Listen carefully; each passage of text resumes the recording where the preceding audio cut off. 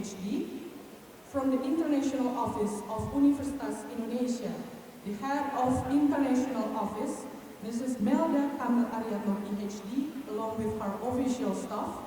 From the Asian University Network Secretariat, the Executive Director of Asian University Network, Associate Professor Dr. Nantana Gajaseni, the entire respective representatives of the faculties at Universitas Indonesia and its staff, as well as UI's partner universities and associations, the entire respective representatives of the embassies, international foundations and institutions, research centers and community engagement, the entire number of participants and observers at UI Insight and Global Opportunities Fair 2015, and all our honorable guests.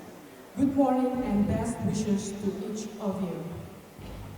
The UI Insight and Global Opportunities Fair 2015 aims to demonstrate the vast potential and capabilities of the various faculties, programs, and research centers at Universitas Indonesia to our partner universities. This event also aims to show the potential collaborations which are offered by UI partner universities that can be utilized by UI students, academic staff, researchers, and UI members. Honorable ladies and gentlemen, before we start, I would like to introduce myself. My name is Michelle Limbangan, and I am your host for today. Ladies and gentlemen, I would now like to outline to you the timetable for this event. Firstly, it will commence with an opening ceremony, and this will then be followed by a number of panel presentation sessions from the faculties at Universitas Indonesia, as well as some talk shows with our distinguished speakers today. After that, we will have a lunch break before we proceed to another panel presentation. At the end of the overall session today, we will have a few interesting discussions and then a welcome dinner. During the dinner, there will be cultural performances from Para Gita and Liga Tari. Now, honorable ladies and gentlemen, to begin with, we would like to present to you the video profile about Universitas Indonesia. Please enjoy the video we have for you.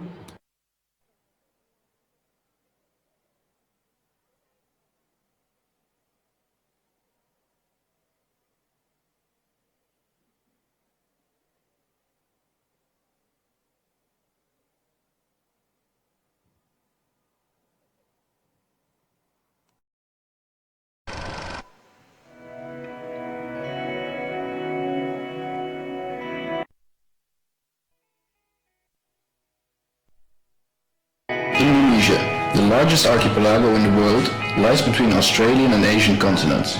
It is a home for more than 300 ethnic groups with 742 languages, different religions and cultures that make this a great nation.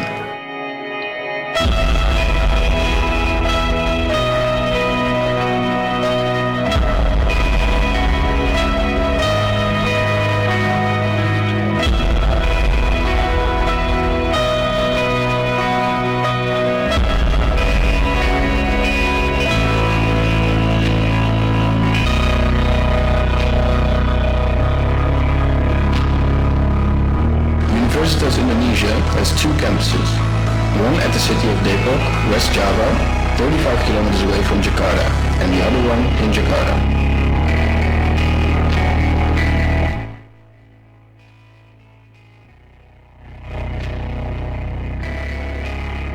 Universitas Indonesia is part of the nation's pride, with all of its achievements in the name of the country. It is internationally recognized as one of the leading universities in Asia. Established in 1849, Universitas Indonesia is growing continuously into a modern multicultural academic community. Its goal is to achieve the highest level of distinction in the discovery, development, and diffusion of advanced knowledge regionally and globally.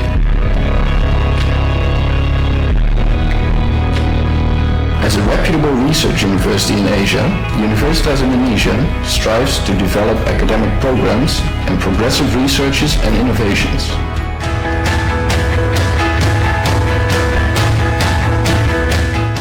Universitas Indonesia simultaneously strives to be one of the leading research universities in the world and maintains its prestige in a number of outstanding international journals. It has become the pride of Indonesia in various national and international events. These are the achievements of Universitas Indonesia based on QS World University Rankings.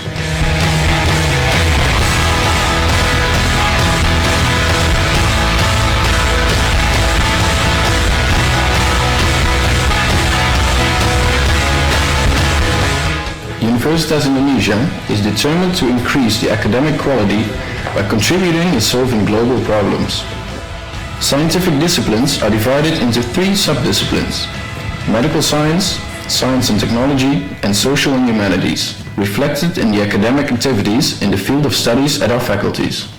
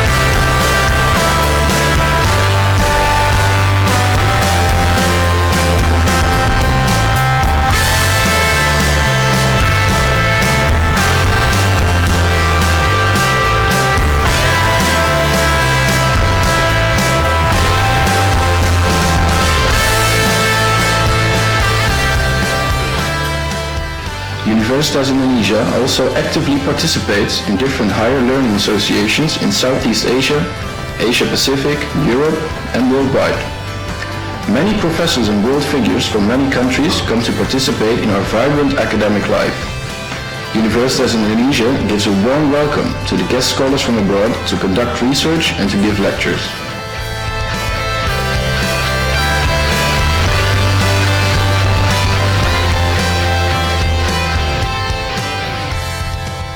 Because Indonesia is made up of thousands of islands and hundreds of languages and people from scores of regions and ethnic groups. My time here helped me appreciate the common humanity of all people.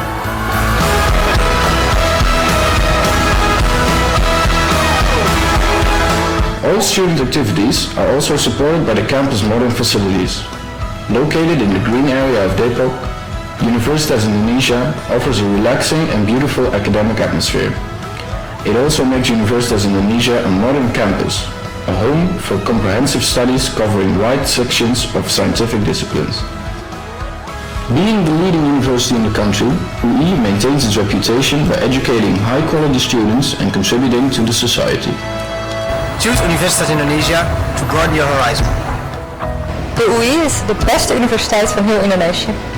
Universitas Indonesia doe je meer dan alleen studeren. The University of Indonesia offers a wide range of studies. Universitas Indonesia maak je snel nieuwe vrienden. L'Université d'Indonésie, c'est un environnement multiculturel. Universitas Indonesia biedt talloze mogelijkheden voor iedereen.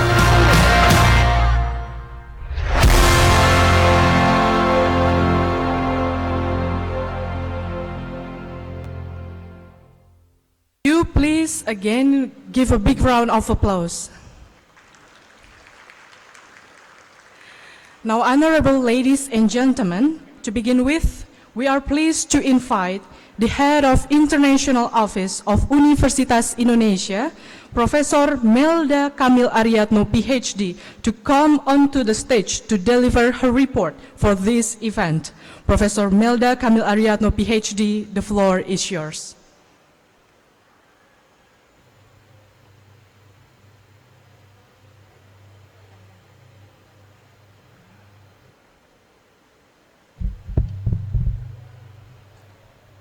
Honorable Professor Muhammad Anis, Rector of Universitas Indonesia, Honorable Ambassador Ferry Adamhar, the Director General of Ministry of Foreign Affairs, Honorable Professor Siddhartha, Secretary Universitas Indonesia Board of Trustees, Honorable Dr. Asep Handaya, Secretary of Universitas Indonesia Academic Senate, Honorable Directors of Universitas Indonesia, Honorable Deans, distinguished ladies and gentlemen. Assalamualaikum warahmatullahi wabarakatuh. Dear all participants, greetings from International Office of Universitas Indonesia. This is as our report to Director of Universitas Indonesia. I'm pleased to welcome you to the UI Insight and Global Opportunities Fair 2015, your gateway to connect to the world. This event is held in Ballroom Hall, Universitas Indonesia from 9 to 10 September 2015. In these 2 days, you will experience a valuable academic experience to interact with UI faculty members, other universities from various countries, and leading academics from a variety of research fields, as well as to explore the rich culture of Indonesia and stimulating campus life at Indonesia's leading university. We are all having faculties and programs existing at Universitas Indonesia exposure themselves to their counterparts and vice versa. More than 20 foreign partners are here exhibiting themselves to us, so we could have more thorough understanding upon them. I therefore believe that we could optimize our mutual understanding and implement all existing agreements between us in the near future. I hope that you will enjoy your engagement with us in this event and find this event to be beneficial, which will be awaited in the years to come. Please accept our high appreciation for being with us here to see our academic and research excellencies, as well as to share with us what are best from all of you in this academic realm. I would like to take this chance to express my appreciation to all the leaders of Universitas Indonesia, especially our Rector and Vice Rector for Academic and Student Affairs, for the endless support and trustworthy to us in initiating and organizing this event. We are thanking our deans from various faculty whom have been tremendously trying to work together with us in preparing everything necessary. Lastly, of course, my thankfulness is given to all members of the organizing committee for their remarkable effort and dedicated work in coordinating all necessary arrangements. Without them, this event would never be happen. Have productive and fruitful engagement. Thank you. Wassalamualaikum warahmatullahi wabarakatuh.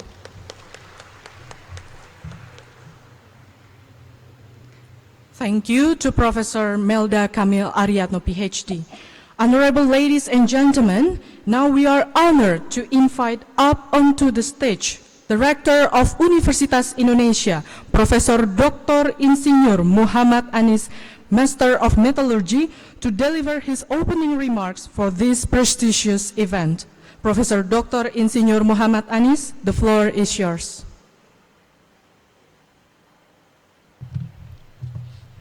Bismillahirrahmanirrahim.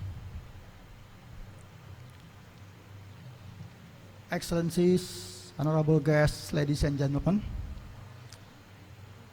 Assalamualaikum warahmatullahi wabarakatuh. Very good morning to all of us. In this occasion, I would like to give the appreciation for the presence of our special guests. First, I would like to appreciate for His Excellencies Ambassador Ferry Adam Har, Director General for Legal Affairs and International Treaties, Ministry of Foreign Affairs, Republic of Indonesia, the Excellencies Professor Siddhartha, Secretary of the Board of Trustees Universitas Indonesia, Dr. Asep Handaya, the Secretary of Academic Senate, Universitas Indonesia, Honorable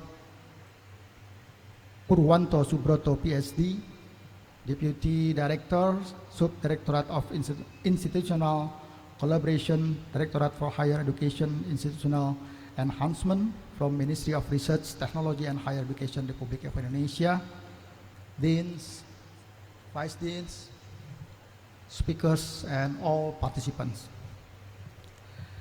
Universitas Indonesia is proudly present the first Universitas Indonesia Insight and Global Opportunities Fair in our campus, Depok. As part of our vision to be a world-class research university, Universitas Indonesia put research-based education central to its university life. We collaborate with partner universities in creating solutions for challenges we face in Indonesia and the world at large. Hosting this event is important in making sure that our work will continue to foster the global engagement of our staff and students with their colleagues around the world. This year's theme, Your Gateway to Connect to the World. Defined development is only could be achieved through collaboration beyond our own country, both in regional and international level. We need to understand better on each other and grow ourselves in togetherness. Thus, we could fill in what is lacking in each other's hands. The world needs a sharp mind, creative work, and diligent effort from all of us. By attending this event, you will be having an opportunity to know and understand us better, and also to meet and exchange ideas with Universitas Indonesia leaders and faculty members. The mission of our university is to provide fair and equitable access of well-qualified education by managing academic activity, including research and social services, to fulfill the national and global challenges. In achieving that, Universitas Indonesia needs to create high intellectual graduates owning self-dignity, good character, and capability to fairly compete in the global level. Our strategic aims are to obtain high ranking, intensify research culture and quality, increase the graduates' competitiveness, implement good university governance, and creating human resources whom uphold good ethic and self-oriented to high performance and integrity. We need to collaborate with various partners from both national and international level to achieve those goals. By doing that, I believe Universitas Indonesia can eventually boast up its own to be the level of high-ranked and prominent university in both academic and non-academic activities. We are thanking to our foreign partners that are here today with us, and I strongly encourage all of you to stay believing that we are gathering today to achieve the great plan of creating future leaders from our own, and that leaders will be those who are having global sense of knowledge and mutual understanding among partners. We are most pleased to have distinguished academic guests and partners from Indonesia and other countries, as well as experts and practitioners from industry. I believe that you will be having a good time in the exhibition activities, and much more awaits you in the presentation and networking sessions. Universitas Indonesia welcomes you to the Universitas Indonesia Insight and Global Opportunities Fair 2015. I hope that you will find this event beneficial to your personal and professional development. Thank you very much. Assalamualaikum warahmatullahi wabarakatuh. We would like to ask Professor Muhammad Anis to remain on the stage. Honorable ladies and gentlemen, we would like to invite the Head of International Office of Universitas Indonesia, Mrs. Melda Kamil Ariadno, PhD, as well as His Excellency Mr. Ferry Adamhar, SH, LLM, to officially open the overall session of our event, and they will now do so by the ceremonial striking of the gong that we have on stage. Thank you.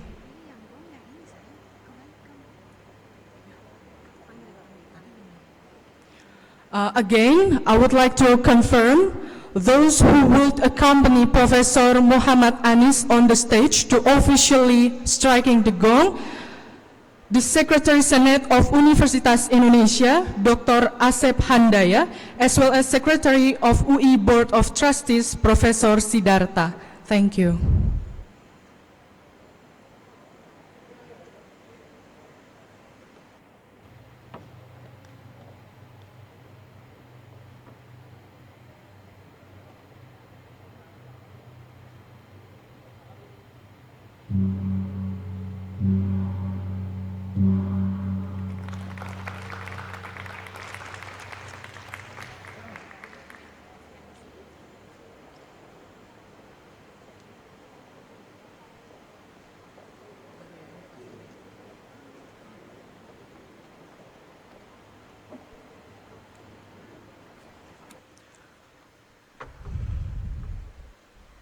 Honorable ladies and gentlemen, now we are honored to invite His Excellency Mr. Ferry Adamhar SH LLM as the Director General for Legal Affairs and International Treaties to come onto the stage to deliver his keynote speech.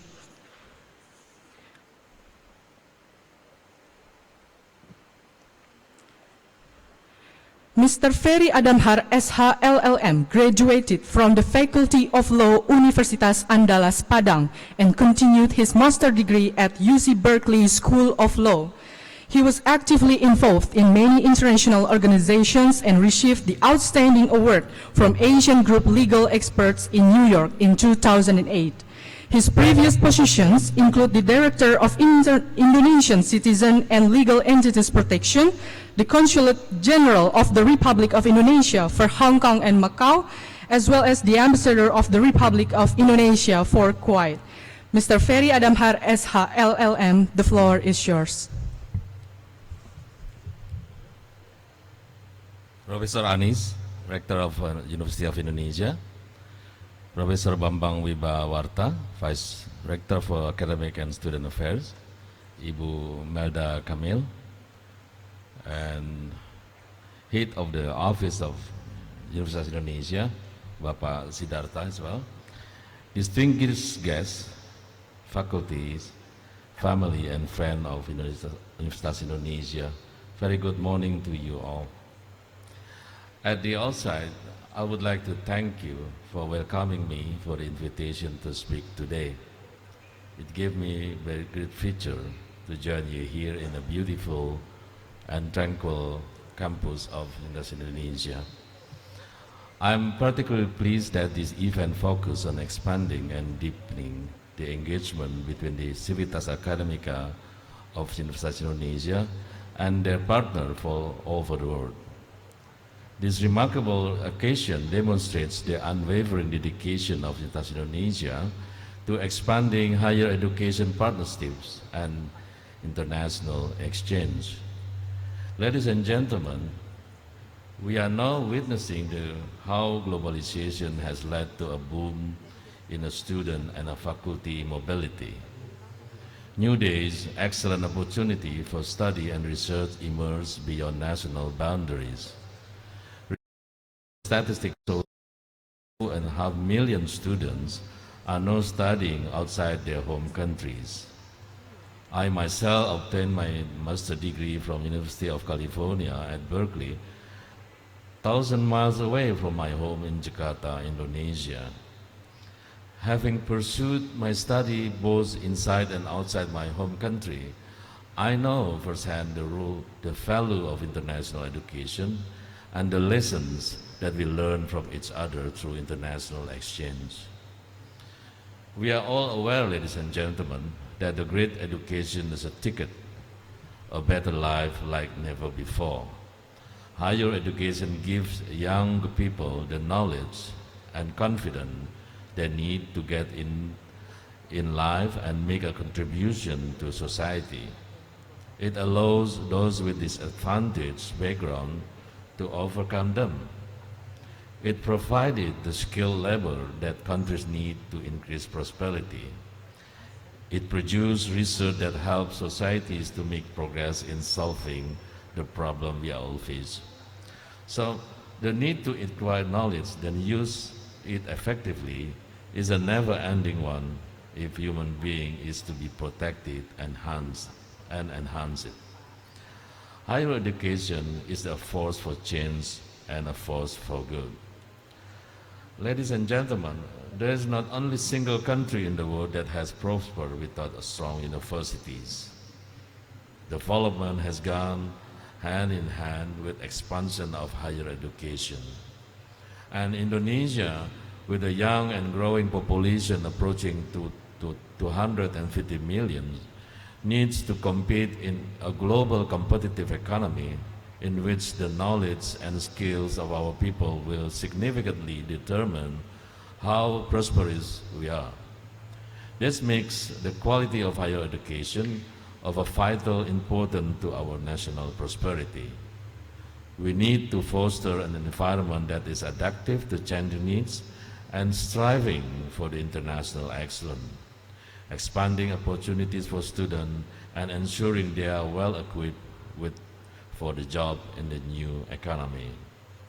In this regard, ladies and gentlemen, University of Indonesia, the oldest higher educational institution in Indonesia and publicly acknowledged as one of the best universities in Indonesia, whose role was mainly providing academic support and knowledge to enhance the development of nation, has now transitioned its identity from a national-oriented university to a world-oriented university in the quest of meeting the new challenges present before us. It has been putting effort to internationalize its institution over the past decade. Under the new vision, Universitas Indonesia has changed its mission from fostering national leaders to global leaders, from pursuing national value to fundamental human values and global welfare, from focusing on disciplinary knowledge to creative wisdom. I shall therefore applaud and wholeheartedly support Universitas Indonesia for its commitment to become a world-oriented university. The government of Indonesia itself has ambitious goals for the promoting cooperation in higher education sector with foreign counterparts. Minister of Foreign Affairs, being one of the examples, has also been in close connection with our national as well as a foreign higher education institution in order to provide scholarship for Indonesian diplomats while inviting our foreign counterpart to study in Indonesia. I am also aware that many of our prominent government officers have benefited from the scheme provided by foreign government and private institutions in pursuing their advanced studies. Ladies and gentlemen, I believe that's essential for us to focus on the potential of a long benefit from our engagement to higher education sector. The obstacles to collaborate are real, but the potential for transformation partnership is far greater. The international cooperation that has been built and will be broadened by Universitas Indonesia will make a huge contribution to improving our cross-cultural understanding and open the way for stronger business and social partnership. It will also enable us to identify and resolve impediments to closer cooperation and to share ideas in developing policies and programs to meet our needs in rapidly changing world. In this event, we will discuss how to increase access and stimulate academic excellence. We will also talk about how to prepare and support the next generation of great thinkers. We meet today not for the sake of the meeting, but to advance our partnership. We aim to be able to strengthen our work together in addressing common challenges. And I fervently hope that this business community particularly will lend support for these initiatives. I thank you.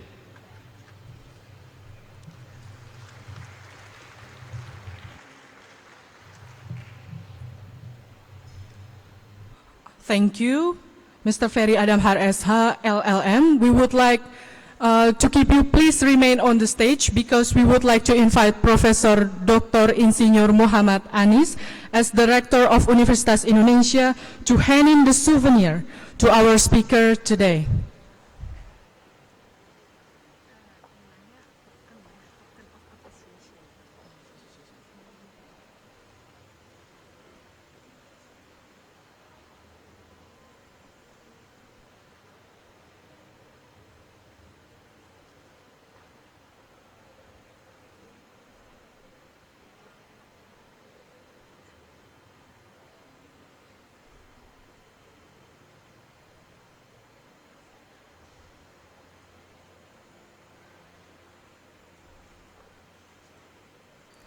Please give a big round of applause. Thank you. Now, honorable ladies and gentlemen, we would like to invite up onto the stage the Director General of Learning and Technology Resources and Higher Education, Professor Dr. Ali Gufron Mukti, PhD, to deliver his keynote speech.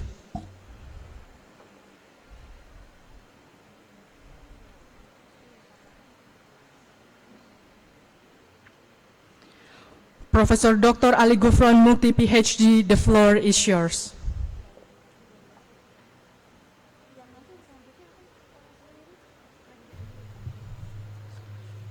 Assalamualaikum warahmatullahi wabarakatuh. Good morning. I would like to appreciate an Honorable Professor Melda Kamil as the Head of International Office, University of Indonesia, and Honorable Professor Dr. Insinyur Muhammad Anis, Rector University of Indonesia, and Bapak Ferry Adamhar, Director General for Legal Affairs and International Treaties, Ministry of Foreign Affairs, and all the VIP guests, our collaborators, vice rectors, the deans, and other professors who attended this very important University Indonesia Insight Global Opportunities Fair.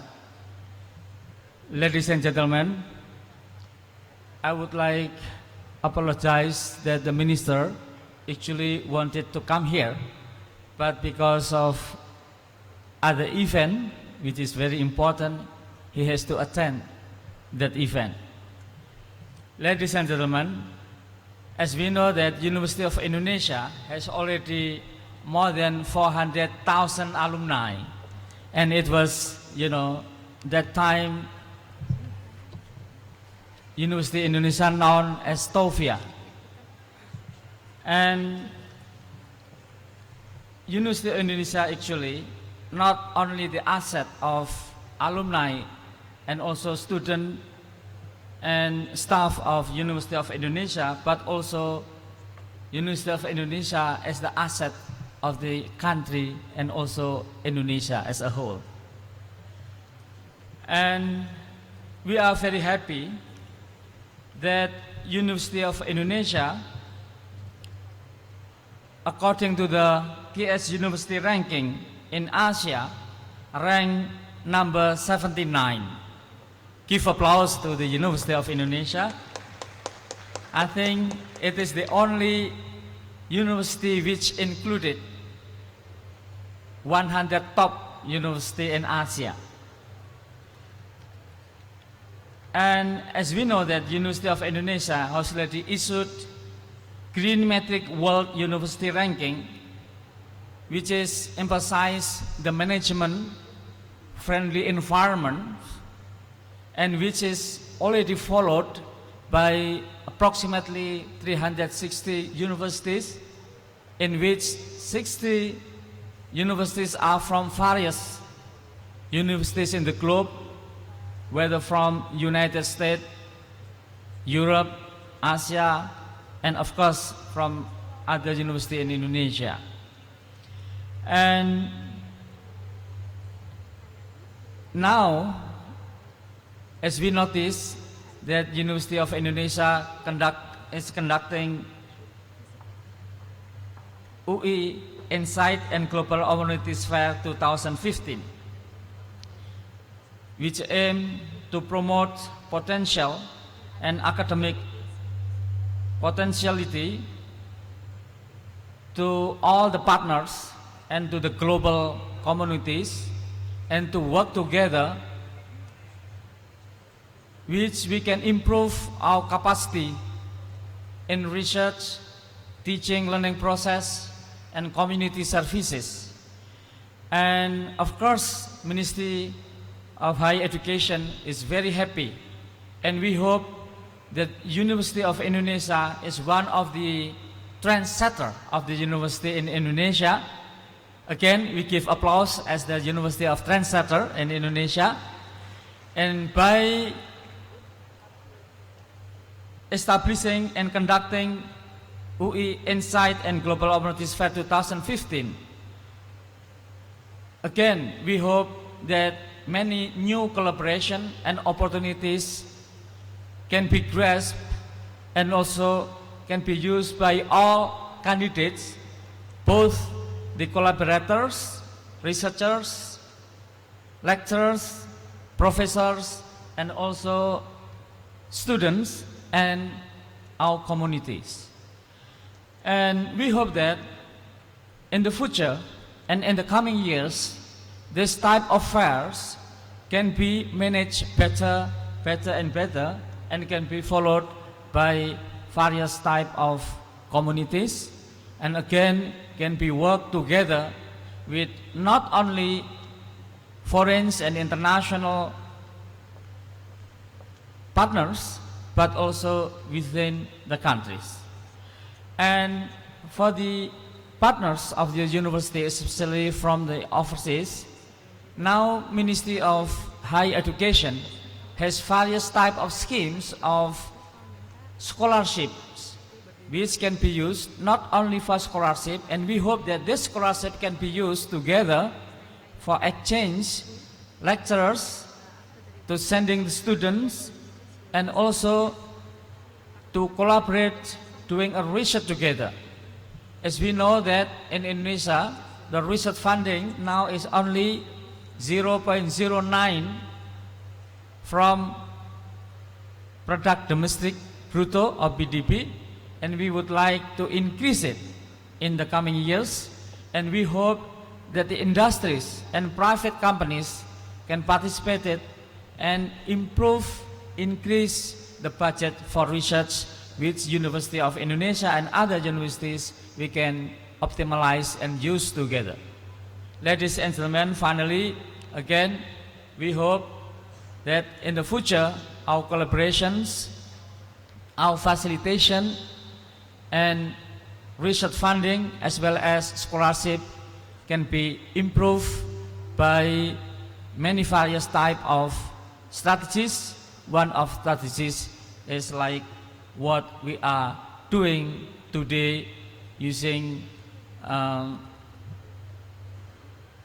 global opportunities and university insight. I think that is all, and thank you very much. Assalamualaikum warahmatullahi wabarakatuh. Professor Dr. Ali Gufron, would you please remain on the stage, because we would like to invite once again Professor Dr. Insinyur Muhammad Anis as Director of Universitas Indonesia to hand in the token of appreciation to Mr. Ali Gufron.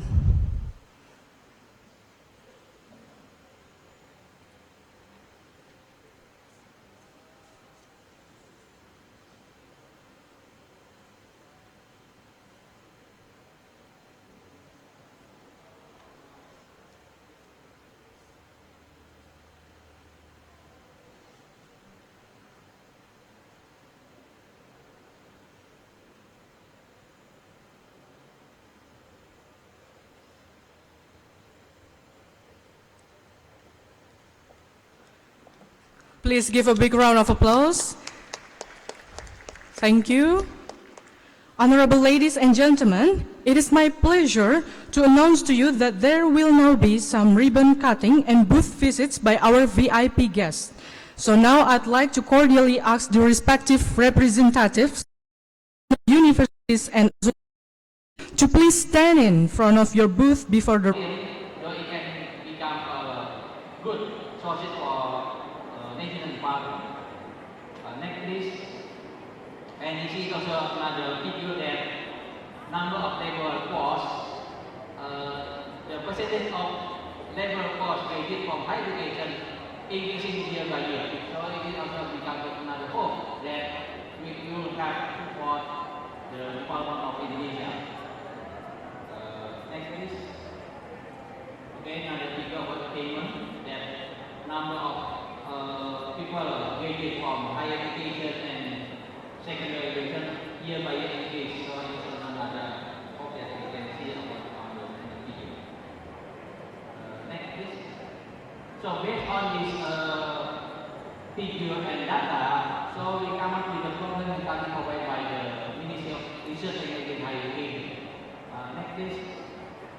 First, we have new law to on higher education law number 12 year 2012, and then on the article it is more concerned about collaboration. It means that in this article that our university must have a vision to develop international collaboration. So I am very happy that UI as one of the best universities in Indonesia have some effort to facilitate this kind of in line with our law. And we also already have the regulation to support our higher education collaboration, regulation number 14 in the 2014. And this cooperation can do in some aspect of education, research, and communication. Next please. And we also actively engage in international cooperation on the EPIC meeting in which there is four issues discussed in this forum. It's about enhancing mobility for students, enhancing mobility for research, enhancing mobility for education provider, and enhancing existing without population. So hopefully that our University of Indonesia can familiar with this issue and then can support as a regional policy on the EPIC forum. Next please. And now there is a change kind of our policy. In the 2010-2014, the first priority of access. In time we want to develop more higher education to give more access to our people. You know, during that time we established the new system, higher education system called Academy Komunitas. This is also part of our policy to give more access to our people, and facilitate for them to have more skill to live for labor market. But since 2015 and 2019 under the Ministry of Research, Technology and Higher Education, the priority changed. Now the first priority becomes quality. So now we will very try to find some program to improve the quality of higher education. And the second government, we hope that to the ministry there is downstreaming of the research product, research activity. Hopefully, the some research product can implement to support the need of our people. And the third, access, and the fourth, about competitiveness. If you want to talk and you want to go to the globalization, so we are to be concerned that our university have a good, strong now to really for the competitiveness. And so that's why currently our university provide program on the board. I think this is the kind of effort to classify Indonesian university because clustering the Indonesian universities. So this classification we can give a priority which university can be supported to be more global to the global competitiveness. UI is one of our best university become one of the 11 Indonesian university under the cluster 1 is the best, the top cluster, which through this classification or through the cluster, the ministry will provide some program funding and other thing in order this university can be on the list of the world university rank. And in I can show you some target of our ministry to support this one. Next, please. Okay, so more specific in the Ministry of Education, Ministry of Research, Technology and Higher Education, concerning about globalization, there is 2 issues that we are more focused. First is about index of innovation. That to innovation we are targeting that we have input the index of innovation, and also about the world rank, higher education rank. About the innovation, that at the time we are still on the rank of 60. Now hopefully in the 2019 we can become the rank of 56, and we added the higher education index from 30 become 26. And there is some program related with the learning and student development. We want to improve our gross enrollment rate. We also have a qualified student by also familiar with the entrepreneurship, so they are ready with the labor force, something like that. Next, please. And also we have some program to put some in the targeting some Indonesian university put on the 500 higher education world ranks.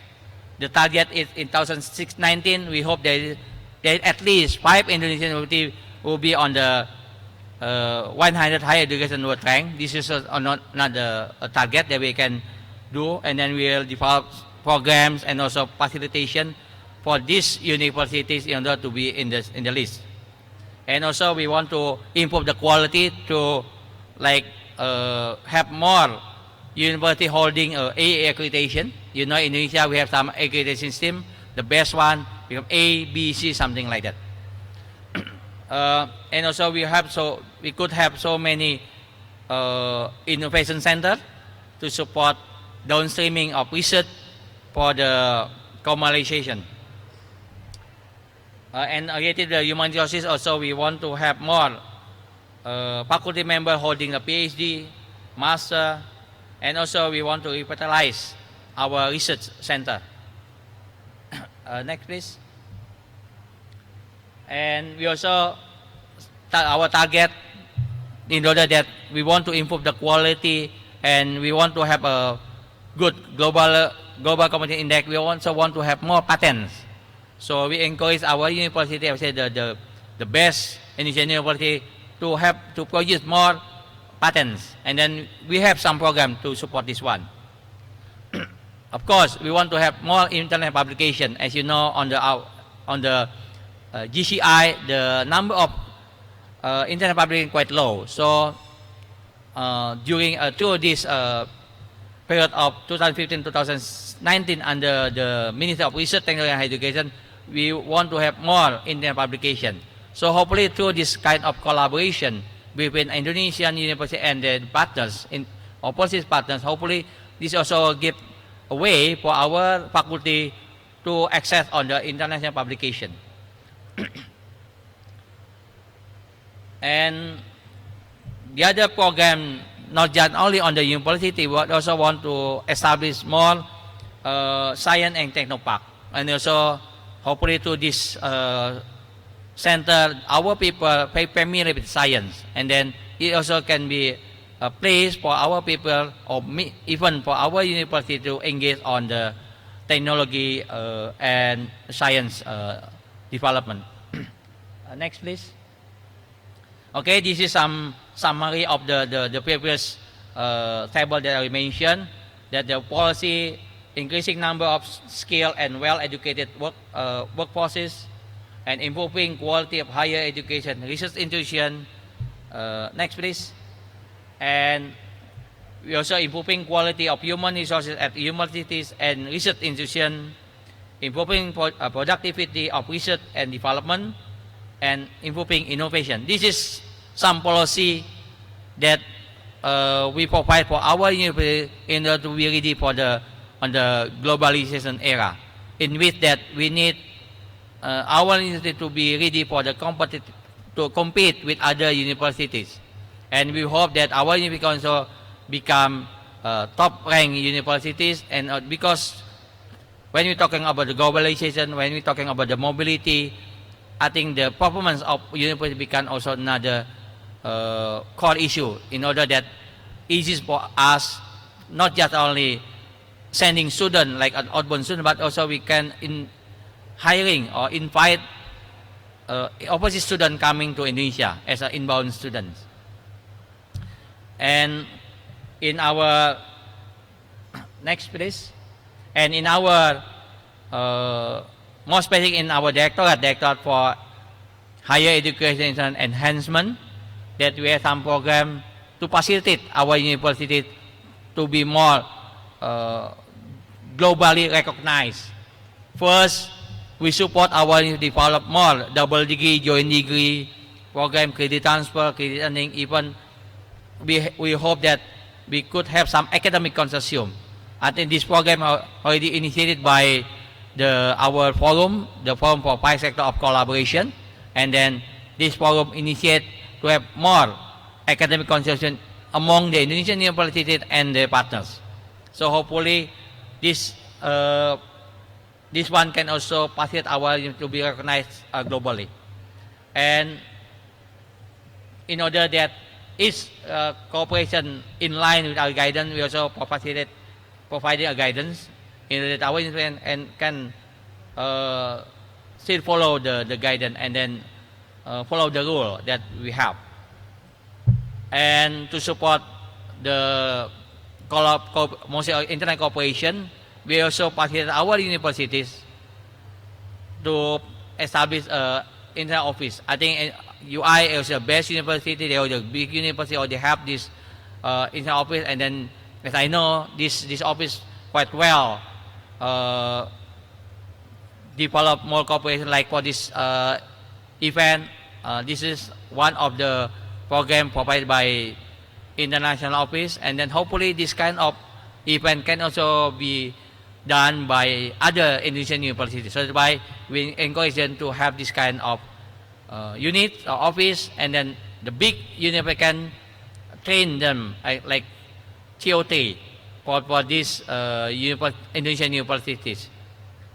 And our ministry also actively inviting our Indonesian universities to participate in international events. For example, like in NAFSA in US, I think this year UI participated in NAFSA event at the time Massachusetts, and then next month we are going to Europe for almost the same event, and then to the event we hope they can have more international cooperation between Indonesian universities and their partners. And of course, we also participate to G2G cooperation. For example, we already have with Japan, Taiwan, France, UK, something, and then we bring Indonesian universities and the partners, and then we give them opportunity to discuss more further about the prospective cooperation. I think this is some program that we develop, and we want to support for any effort developed by our university to be more recognized globally. And UI as our base university can also representing Indonesian university in the international space. So hopefully through this UI effort, many countries, many overseas universities know about Indonesia. Okay, I think there's some policy and program provided by the Ministry of Research, Technology and Education, and hopefully this kind of information can be shared by our colleagues from UI and to the partners. And then we are waiting for the purpose cooperation, and hopefully the meeting just only on this event, but we can continue to another event, and hopefully there is some actual works, actual cooperation between Indonesian universities and their partners. Thank you very much. Thank you, Mr. Purwanto Subroto, for that fruitful talk session. Would you please remain on the stage? Because we would like to invite Professor Melda Kamil Ariatno, PhD, to hand in the token of appreciation to Mr. Purwanto Subroto.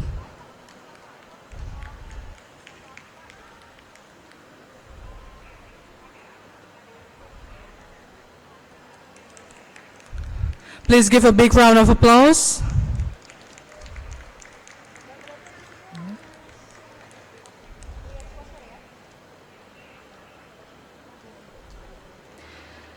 Thank you. Now, honorable ladies and gentlemen, we are going to proceed to another session in today's timetable. We will have our first talk show on UI's academic excellence, and this will be led by our honorable moderator, Mrs. Rafaela De Duyanto, PhD. We would like to ask to come onto the stage to Mrs. Rafaela De Duyanto to be the moderator of today's talk show. Mrs. Rafaela De Duyanto graduated from the Department of Japanese Studies, the Faculty of Letters, which is now known as the Faculty of Humanities, Universitas Indonesia. She earned her master's degree in arts from the Department of Area Studies, Graduate School of Interdisciplinary and International Studies at the University of Tokyo, supported by a scholarship of Rotary Yoneyama, and her PhD in Sociology from the Department of Sociology, Graduate School of Arts and Letters of Tohoku University. Ladies and gentlemen, at this time, I hand over the current session entirely to the moderator. Thank you. Thank you for introducing me, and I would like to ask to join me on the stage.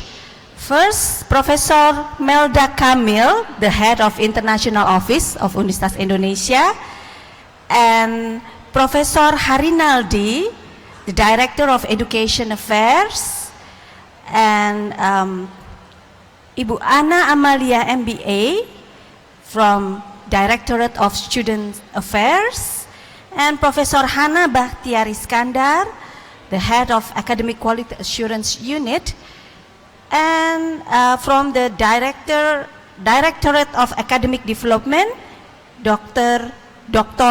Risnowati Martin. Please join. Oh, ganti. I'm so sorry, Dr. Risnowati Martin will not be here, but Ibu Ratna Juwita will join us. Ayo, Bu Melda.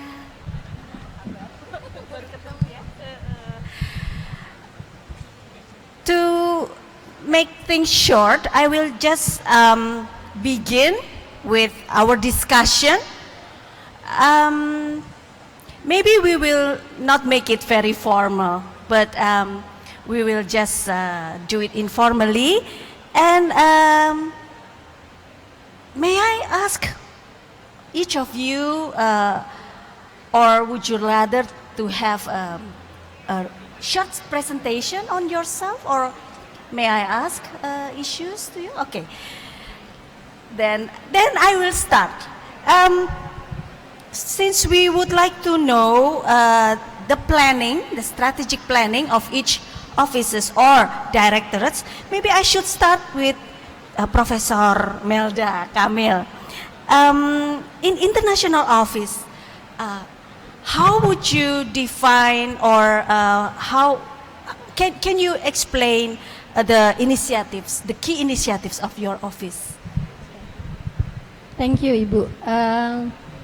First, actually, we have the main task at the international office given by the strategic plan by this university is to enhance the internationalization of Universitas Indonesia So, basically it's not just our job because it's supposed to be delivered by all, institution at university level as well as the faculties. But at our office, we are trying at least to do two things. First, we facilitate the international cooperation. We think about facilitation because, to do the agreement and the cooperation, actually the main task of Directorate of Cooperation. But we, as the front gate of Universitas Indonesia, we need to facilitate all that. So we are like a speaker, to all foreign partners abroad. And that's the first task. So the second task that we are looking forward to, having this in our main function is also to increase the mobility. So when we're talking about the mobility, it's not talking just student mobility, but we're also talking about the staff mobility, academic staff as well as administrative staff. Because in this very global era, we cannot just, limit ourselves in the very own country, but we need to go abroad and see and open our eyes, what's happening out there. And then maybe we can have some adoption of a very best practices, from our various partner. So that's for short, the things that we like to do and to enhance. So you see this event actually this is the very first event. And first we were thinking that, we got more than 2,000 agreements with various universities abroad around the world. But we're not having till now an event that we can encounter each other, meet each other and have discussion between us, and to see and expose, the needs and the competitiveness that we have. So yeah, so that's the very core of the objective of this event. Thank you. Yeah, thank you, Bu Melda. And of course, with the objective, with the initiatives taken by International Office, and since we are a university, then maybe I would also like to ask Professor Harinaldi as the Director of Education Affairs regarding to this internationalization supported by the IO. Okay, thank you, Rafaela. Actually, I'd like to continue what Professor Melda has said before, that we are now trying to improve our student mobility inbound and outbound. But you know that there are some issues that should be solved first. First, our internal regulation. We have to enhance our academic regulations in order to make the inbound students come to UI, and then they will find a more appropriate procedure. That now we are still on progress about that. And also we encourage actually the government. The main issue of inbound is about a student visa actually. We have now regulations not having a student visa, but just permits to stay, what so-called as kitas. If these two main issues can be solved, then I believe that our mobility program, especially for inbound, will be accelerated. Because this is what from our records, that so many students that want to come to our university get reluctant because the procedure to come to our country is not too convenient for them. So this is problems that we should facing, and of course the solution is not just merely on directorates of general higher education in Ministry of Education and higher education, but also involving immigration office and so on. And then for UI, Universitas Indonesia itself, that we have now trying to promote some not typical, but special, let's say special offer, yeah, special offer to attract more foreign students to come, not only degree program, but also some sort program which is typically address the Indonesian heritage, for instance, like that. Yeah, we have a lot of knowledge, lot of science that is genuine, yeah, genuine, what so called in bahasa as kearifan lokal or local wisdom. So this is what we are actually offering. Yeah, because if we talk about general engineering, general medical science, general social science, general law science, then people or foreign students can take anywhere, not only UI. But what we have now that they don't have, that is what we are going to encourage for all the study program. So I think that's 2 points that I am going to, that I'd like to share with you. Thank you. Okay, thank you. Since the student mobility seems to be one key point of this internationalization of UI, from the Directorate of Students Affairs, can you share with us your experiences dealing with this student mobility and for your initiatives also from your directorate? Not only foreign students coming to us, but also our students going abroad. Please. Thank you, Ms. Rafael. I just give a short brief about what the Directorate of Student Affairs doing. Basically, our program is to increase the student achievements, intellectual and other extracurricular activities achievements, as well as shaping the character building, as well as shaping the cultural sensitivity and open-mindedness to our students, because it is the ingredients if we want to have like more internationality in terms of our students. Regarding the student mobility, I think Prof. Melda and Pak Hari Rinaldi already talked about the mobility in terms of exchange, but in terms of our directorate, we have our terms of exchange as well. Our outbound, we have programs that makes our students frequently go to international competitions, as well as international conference, as well as some of cultural missions. We have kind of a lot of programs about that. We spend a lot of budget on that as well. And we visited more than 25 countries for all of the outbound activities in terms of Directorate of Students. For the inbound, in terms of students directorate, we have international conference for students. It actually is going to help, the 17th September is going to help next 2 weeks. The topics for this year is how we have like sustainability, development, how we keep the environment good, but we still have like could pursue the economy as well. So I think in brief that what the Directorate of Students done in terms of student mobility with our term.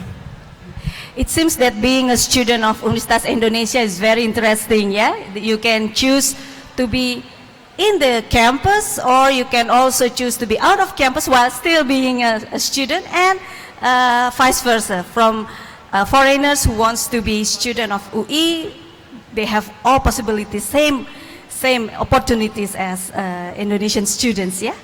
Yes, it is indeed. But then when it comes to mainly about mobility, student mobility, we know that it is not only the issue of someone going somewhere, but also the issue of the quality, I believe, the quality of academic quality. I would like to ask Prof. Hana and Bu Ratna, how does UI try to maintain or to assure this academic quality?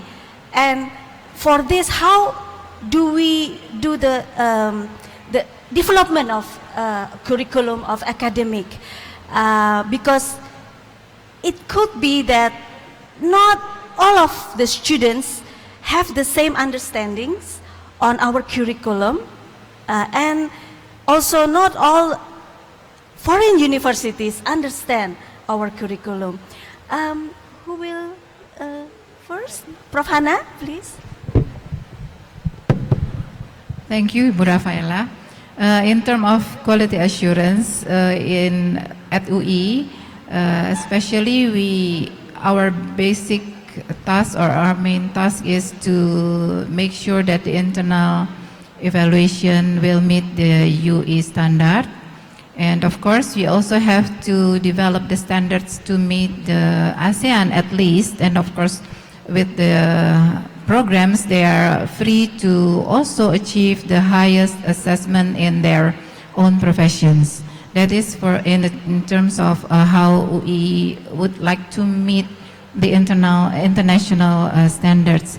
So at present, UI is at the 310 ranks in KS, and we hope that we can maintain that, and at least we can still be in the 500 top of the university rankings.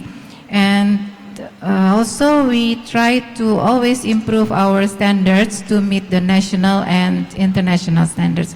For example, one of the references from the higher education is ASEAN University Network Quality Assurance. So we try to encourage all of the programs to do the assessments. Of course, we have more than 50% of the undergraduates has been assessed by the AUNKA. Also by the AUNKA collaboration with the European partners and another Asian partners. And I think that's what I can tell you about quality assurance at UI. Thank you. Thank you, Professor Hana. And how do we develop the academic curriculum and everything? Okay, thank you, Ibu Riri. I'm representing Ibu Risno because she has another program at her faculty.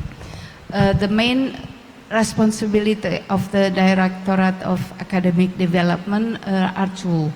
First, we help to assist study programs which are embedded in the faculties to develop their curriculum, and if there is a new study program which is they want to establish, so we help the development of the curriculum. The second is our main responsibility is to develop the academic staff in which we gave training programs which are based on student-centered learning. For the development of curriculum,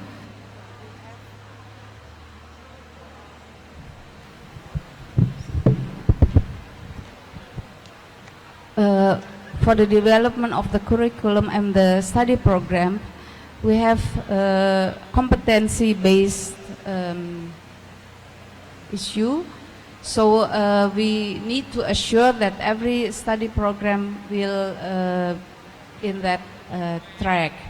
For example, the vocational faculty will have competency based with skill, and we help them also to have a certificate, so they have the students will get easily a job in the in the industry or something else. And for the development of the staff training, we have several trainings which are nationally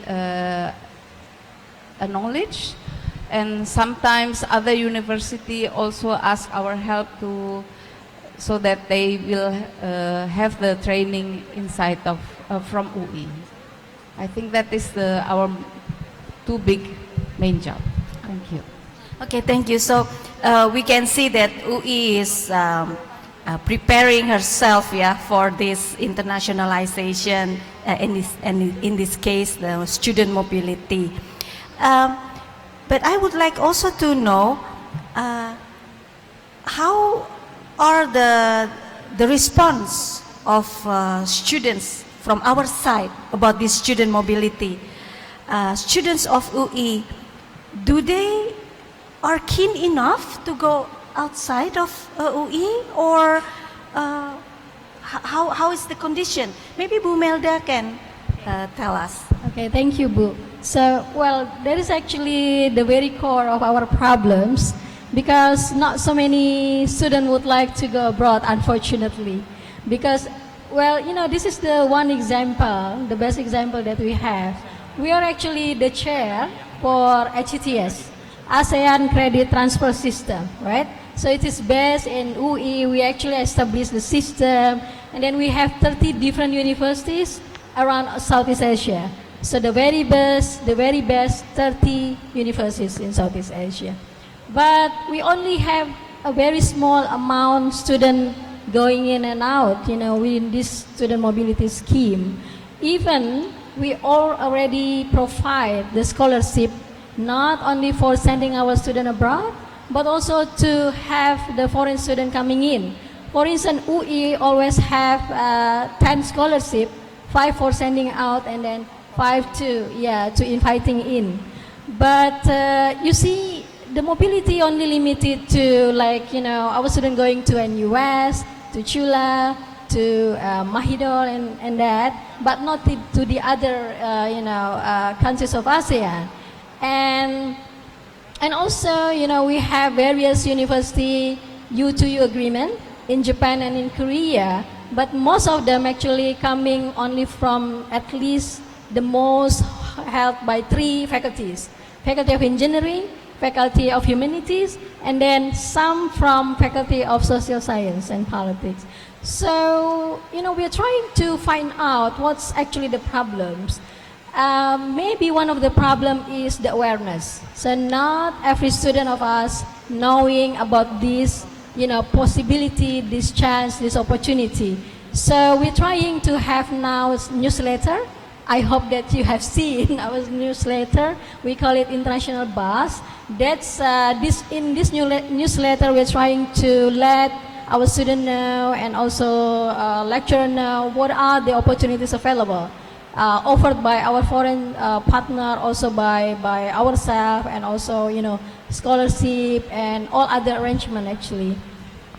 So I think the intention is there, but maybe it doesn't reach out to them. But the other thing, like Professor Hari mentioned, you know, we really need to embed this scheme within our academic program, right? So now under the Vice Rector 1, Professor Bambang, you know, actually Pak Hari and I, we are trying to have the, you know, to enhance the student mobility, not just to inviting in foreign student, but to send our student abroad. And we're trying this is to be a credit earning student mobility, not for 1 semester, but only for a very short time, you know, like 1 month. And then it's gonna be like customized program. And for telling you the truth, we're actually already hosted 5 different universities, you know, from Japan and Australia. They're sending their student here, about 20 students, 15 students in one program. And then we customize the program. It's about, you know, certain courses, internship, and field study, as well as the cultural experience. They love it. They're sending their student every year to us. So we just has We just had Chiba University last week. So we're trying to mimic actually that activity. I hope so. It is very surprising, yeah. Not maybe so I many. can you have add? an additional Yes. comment on that. Especially for outbound, we Universitas Indonesia for the last 5 years, yeah, have some study program try to more aggressive in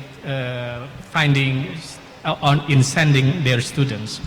One of the programs, we call it as international class program. International class program can be a joint degree program or double degree program, or even internal program. It means that the international program for Indonesian students here. And by the regulation, by our regulations, and this is maybe important for our potential partner then, a student must spend at least 1 semester in a foreign university within their curriculums. So now, if I'm not mistaken, maybe Bu Melda can correct me if I'm wrong, we have more than 200 memorandum of understanding with various universities around the world. And this is actually the potential university that our students will go to. Spend at least 1 semester, they can also 2 semesters there to take some credits. So, study program that has already conducted this kind of programs in the recent years becoming more and more. So, I see that this opportunity right here can also encourage us, yeah, to find more partner who have the willingness to accept our student. Yeah. Last week I just come to an Australian Consortium of Indonesian Studies in Yogyakarta. Consists of more than 20 Australian universities. They also already give some warm welcome actually, as UI become the host partner for their consortiums.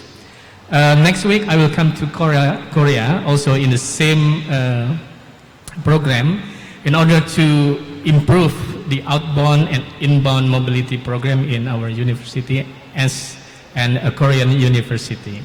So in the future I believe that more opportunity, yeah, to increase the number of the student mobility, yeah, not only inbound but also outbound, because I in my daily activities every day I receive some what so-called as applications from our students that they are going to spend 1 semester or 1 month for internship, for credit transfer, for a degree, and so on. So this is a real opportunity for Universitas Indonesia if in next coming years to improve their mobility program. But it is still surprising for me that despite the opportunities, the scholarships from AUN, ACTS, the participation of our students is not so high. From the point of view of unit of academic quality assurance, Bu Hana, since I believe you also follow the process of this ACTS, is there any, is it because, for example, it will be too difficult for our students to follow the other universities' curriculum, or what do you think will be the challenges of this mainly ACTS not so rigorous student mobility? Do we have problems in our quality assurance? For example, is there too few, only a few of our study program that already been assessed by AUN quality, AUN QA, or what? Why is it that we are not so many students from us want to go abroad and vice versa? Is it because our study program is not yet recognized among these Asian universities, or what do you think, Bu Hana? Okay, thank you, Bu Rafaela. I think it's not a problem, but maybe, to my own opinion, of course, maybe they attract to outside ASEAN countries. For the ASEAN countries, they choose maybe to National University of Singapore and to Malaysia. But of course, you know, maybe they feel satisfied studying here, but they, of course, they are eager if they have a proposal from, or they have the opportunity to go to Europe, for example, or to United States, for example. But in that condition, we don't have so much, I don't know, scholarships of maybe Bu Melda or Ibu Ana can add to that. In ASEAN, we have already more than enough study program that has already been assessed.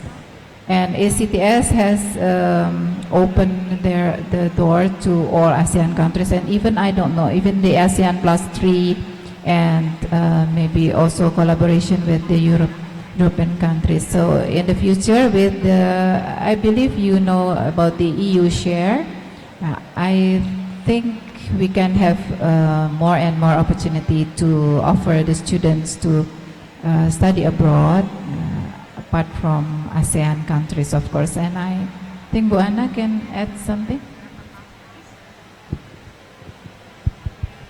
Okay, thank you. From the Directorate of Student Affairs point of view, there's some communication issue here, because currently our students seeing the exchange program just like their high school IFS program. So it means that they need to add up more years here because of their doing exchange. The socialization about the credit transfer is not well known to our 20,000 students. So it's not all the students knows that the credit transfer is now, it could be applied for UI and certain partner university. That's the first issue. The second, it's about the cost and investment. For the one who doesn't get any scholarship for this program, they're counting. Is it like how much investment that I have to spend here? Should I go to exchange, or should my parents save some money for me for my master degree? Especially because of rupiah is weakening right now, means going abroad is really expensive. Having one semester abroad could give you one year or 2 year program, master program in Indonesia. So that's I think the two main issue regarding the less number of student mobility.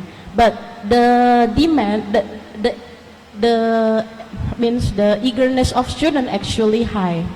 If we look at the competitions, especially competitions going to abroad, it's really competitive. I could say it's really competitive, because they say to me, if they could win competitions global, especially competition held by industry associations or intellectual association, it could lead them to international internship. So that's why although in other part, in some ways it's not really, the amount is not high, but in terms of competition, the amount is really high. Because if they count the amount that have to spend is nothing. They just need to be the best and compete within UI, and when they're selected, they go abroad. I think that's from point of view. Thank you, Bu Ana. And when it comes to foreign students coming to UI, maybe I should ask Bu Ratna.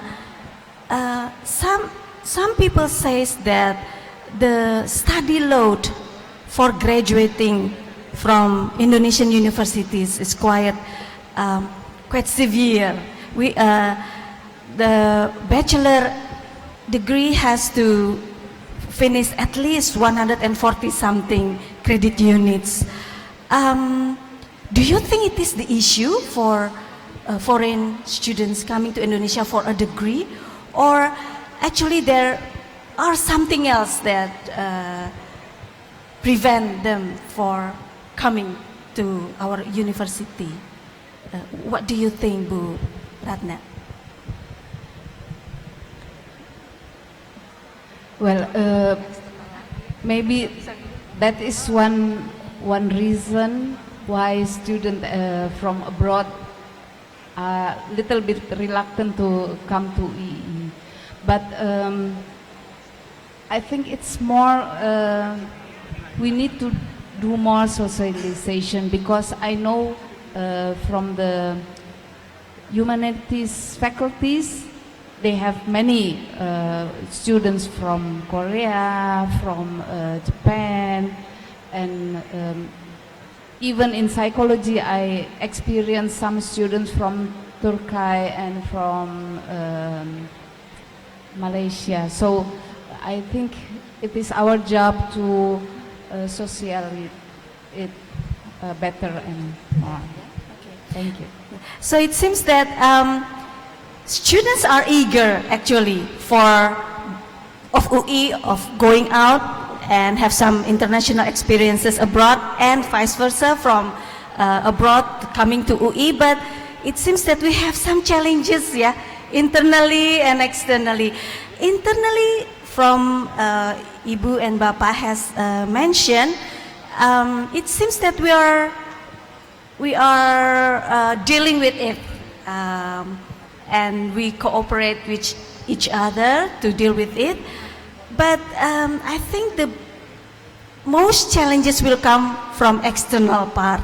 Pak Hari mentioned about the visa of incoming students. And maybe it's not only students, but also foreign researchers or foreign lecturers who wants to do some sabbatical research at us. That's in external issues. And also what Bu Ana mentioned, financial issue is also a challenge, but internally we have scholarships and some other fundings.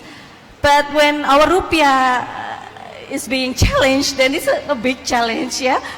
So with these challenges, regarding external challenges especially, and regarding to this student mobility, what do you think can we do? Is there any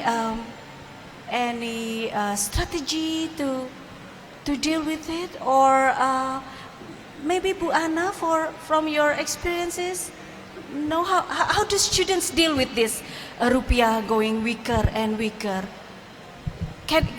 Do they try to find external funding, or how do you usually students and your directorate deal with external challenges? Actually, we kind of lucky. We have an organization named ISEC.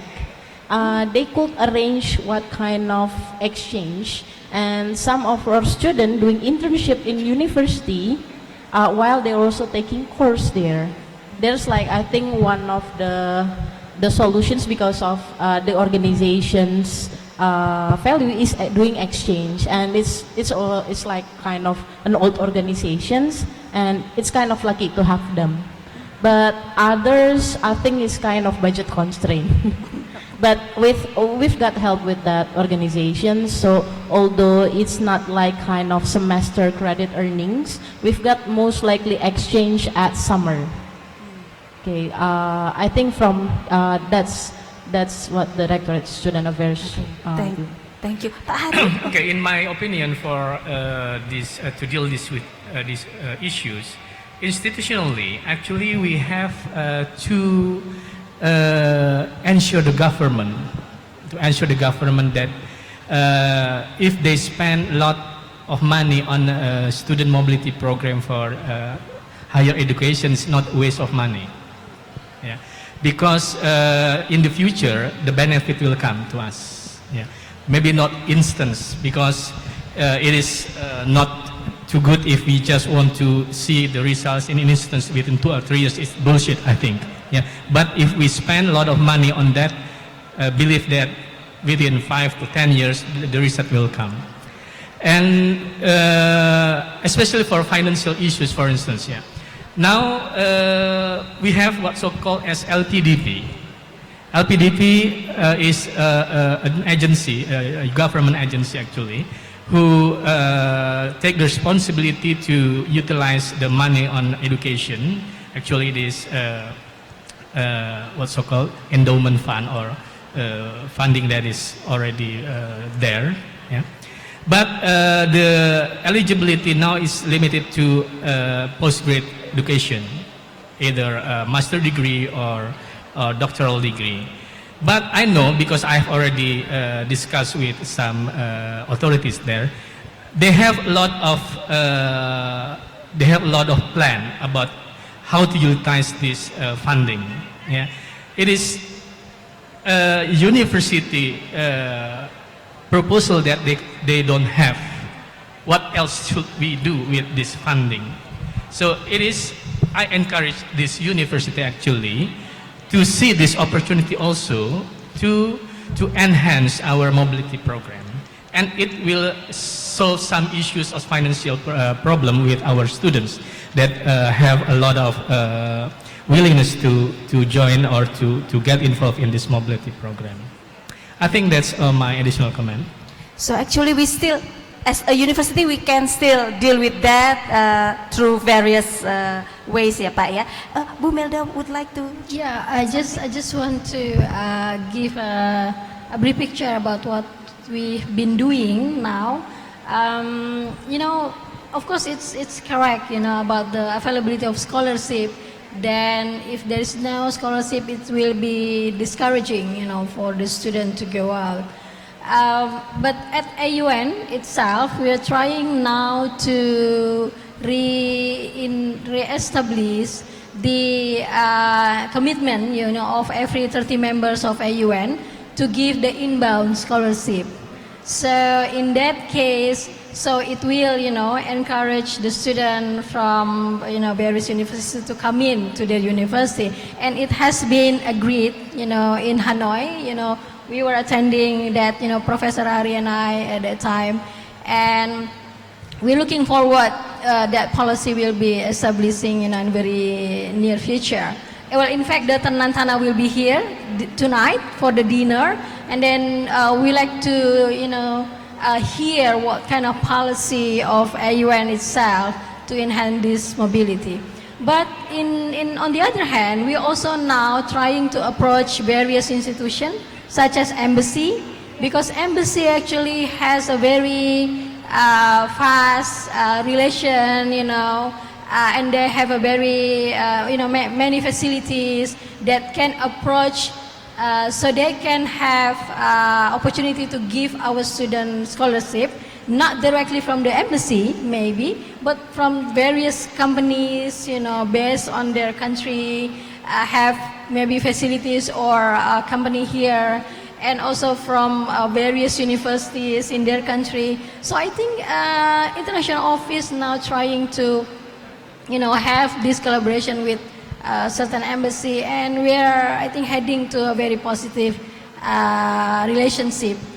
And I also would like to mention here in this very moment that European Union now is trying to have a collaboration with ASEAN universities, not just those within AUN, but the good thing is, and actually, as the chair of ICTS, we, you know, strongly suppose, you know, oppose to them that, propose to them that this scholarship need to enhance the intra-ASEAN mobility, because otherwise, if it is the scholarship to go out just to Europe, and then every student would like to go to Europe, and then all the mobility within ASEAN will go out, So, it is actually agreed by the EU share.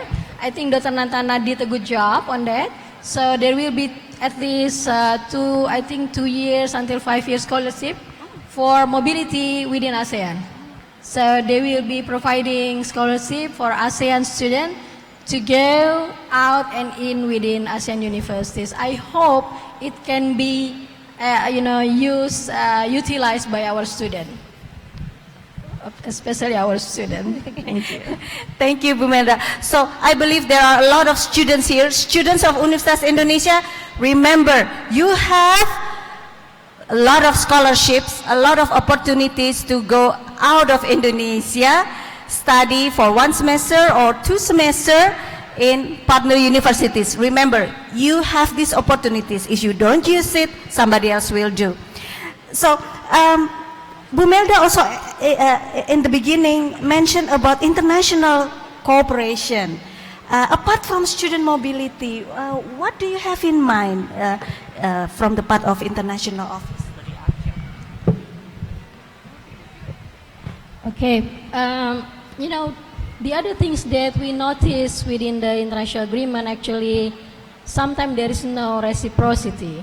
Well, of course, it is written in the agreement, it shall be reciprocity, but sometimes we just send our student there for it's a joint degree, study abroad, and that, student exchange, but they're not sending in the student here. So now, in every agreement that we have, both new or the renewal of the agreement, we are trying to impose the reciprocity scheme or mechanism. So in every negotiation that we have, we will say, okay, so suppose we are sending student there, but we also need your student coming here. But of course, like you said, we need to have a very attractive program here, a very attractive curriculum, courses, and very prominent lecturer deliver all the courses. So that's our challenge, I think. Now, all the foreign universities, as our partner says, okay, we agree to send our student there, but what you have in mind, what you have in place, that can be offered to our student. So I think we have a very prominent director here, and they're ready to, to improve the quality of our education. So I believe the reciprocity will be there as well. And on the other hand, we're also now trying to enhance the joint research mechanism, because I think when we're talking about the academic activities, it's not just, education, delivering the lecture, but also doing research.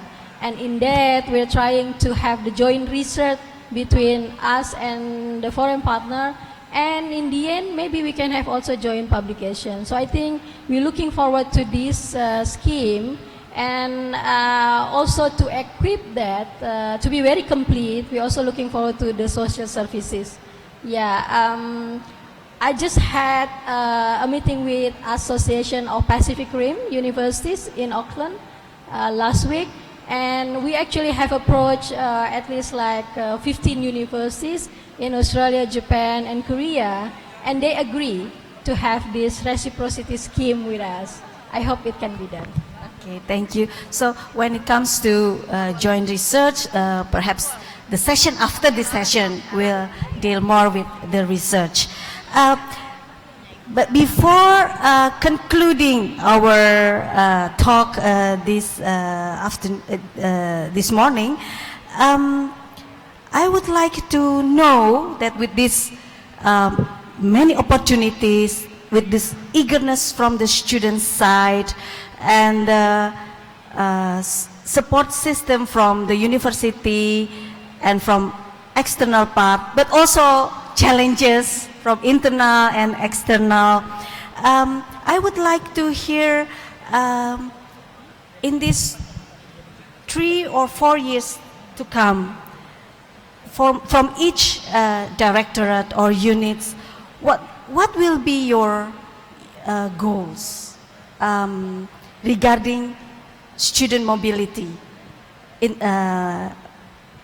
from each do you have any specific goals? For example, numbers of students that going, or first encourage going to ASEAN first, or encourage ASEAN students to come, and then after that region outside of ASEAN, or more study program to be assessed, or a more fast-track program that perhaps with that then our study program will be more or less interesting for foreigners to come, or more international programs. Can you share with us the goals that each of your office or units or directorate have in this coming 3 or 4 years, so that the students or lecturers or researchers who are now with us in this room can can know about that and make some plan to support you with the implementation of your goals. Please, Pak Hari. Okay, thank you. I think what you have said all has already been stipulated in our strategic plan, yeah, for 2015-2019. Yeah, all you mentioned there already set as targets: number of mobility students, the number of study program get involved, and so on. So the book is thick. All the numbers are already there. But what I want to share is there, it is time for UI, for Universitas Indonesia, to confirm itself that mobility program is one top priority. It is a must. It is a must. Yeah. Unless we cannot compete with other universities.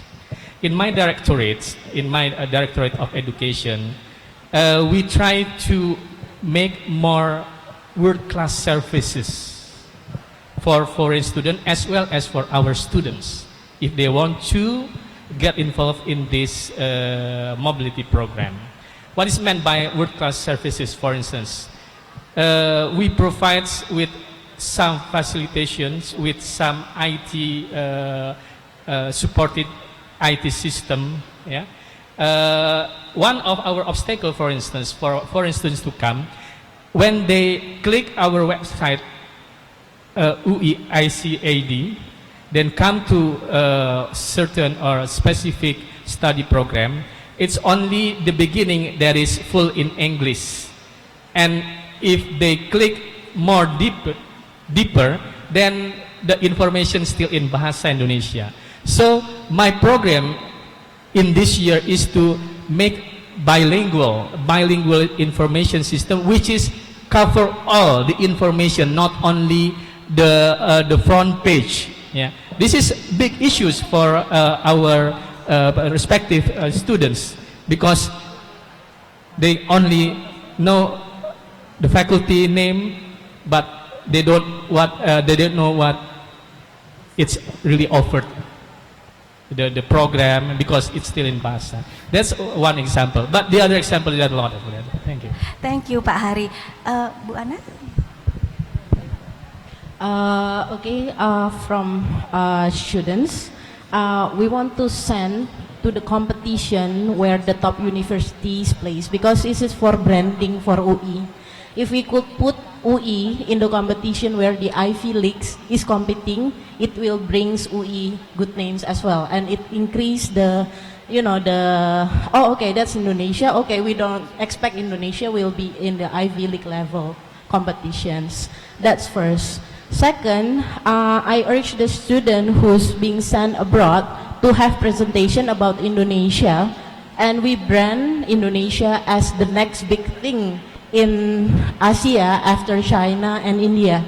And we are the biggest economy in ASEAN, and ASEAN is, one of the expected source of growth in worldwide economy. I urge the students to do that because they also have other option to do exchange in Indonesia.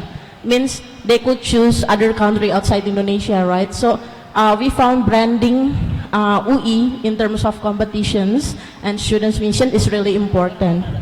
Then the third one, like I said before, we have the International Student Conference. Currently, the conference accepted like 200 applicants, comes from 25 countries. We want to have like more than one student health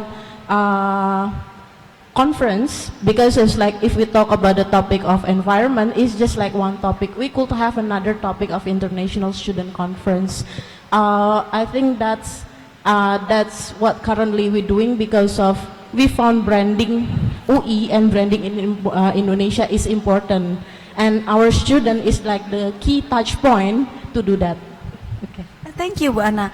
Prof. Hana, would you like to share with us? Thank you, Bu Rafaela. In terms of quality assurance, I think we have set our standards and our targets, and of course, we quality assurance will make sure that the programs will attract more and more abroad students to come here, and as well as we assure that the standards internally is also will meet the national standards. Thank you. From Bu Ratna. Well, our job is not direct with the student mobility, but I think in our directorate we have to enhance the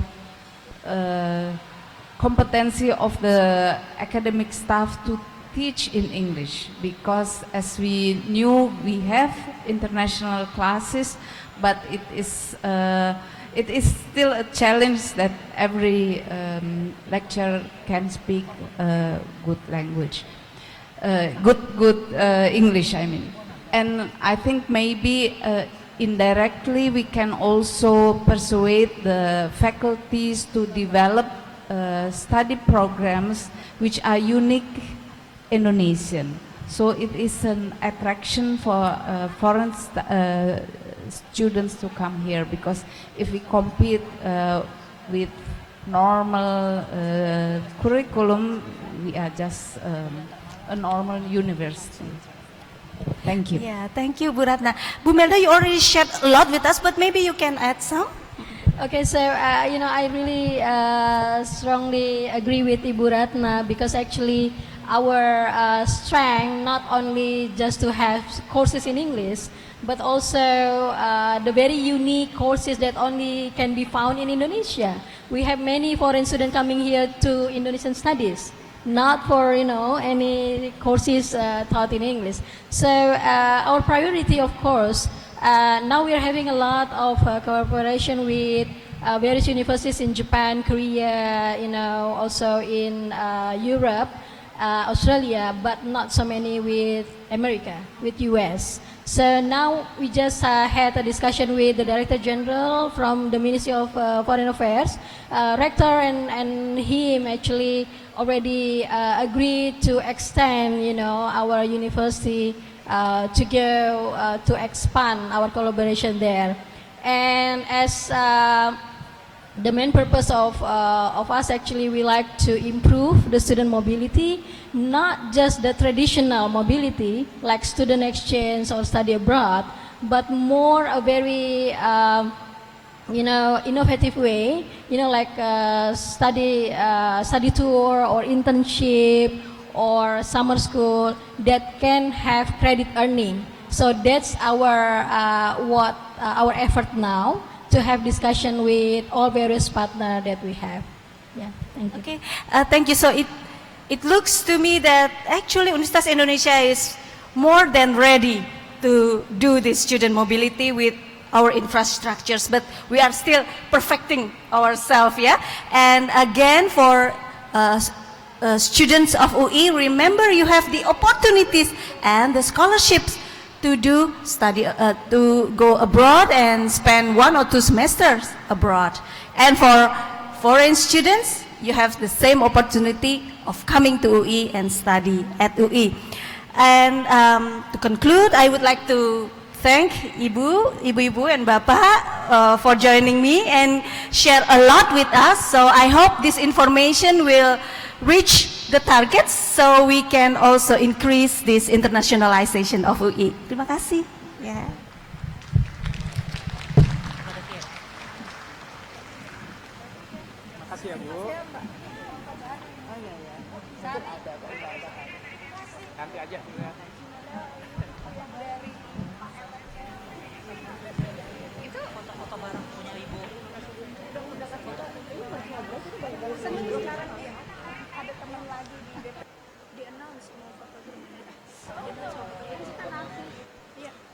Honorable speakers, would you please remain on the stage because we will take photo session.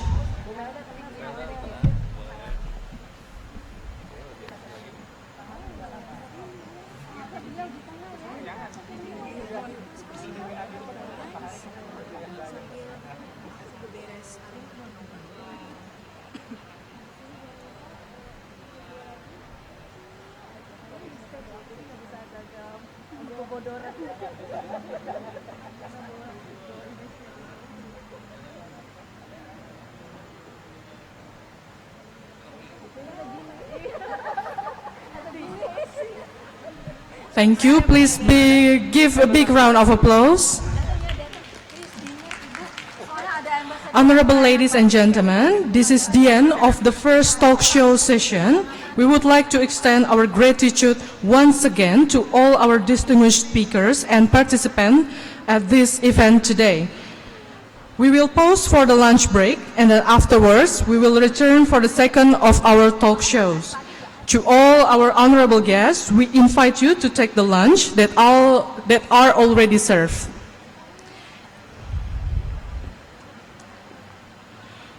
It means 50-50.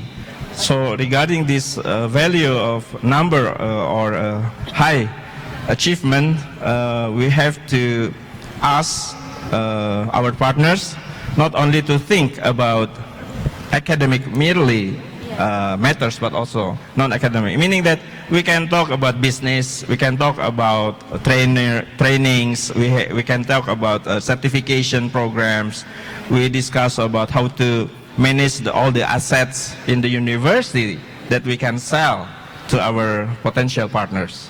Thank you. Interesting. From the perspective of research and community engagement, what kind of collaboration that you'd like to engage and you'd like to enhance maybe in the future?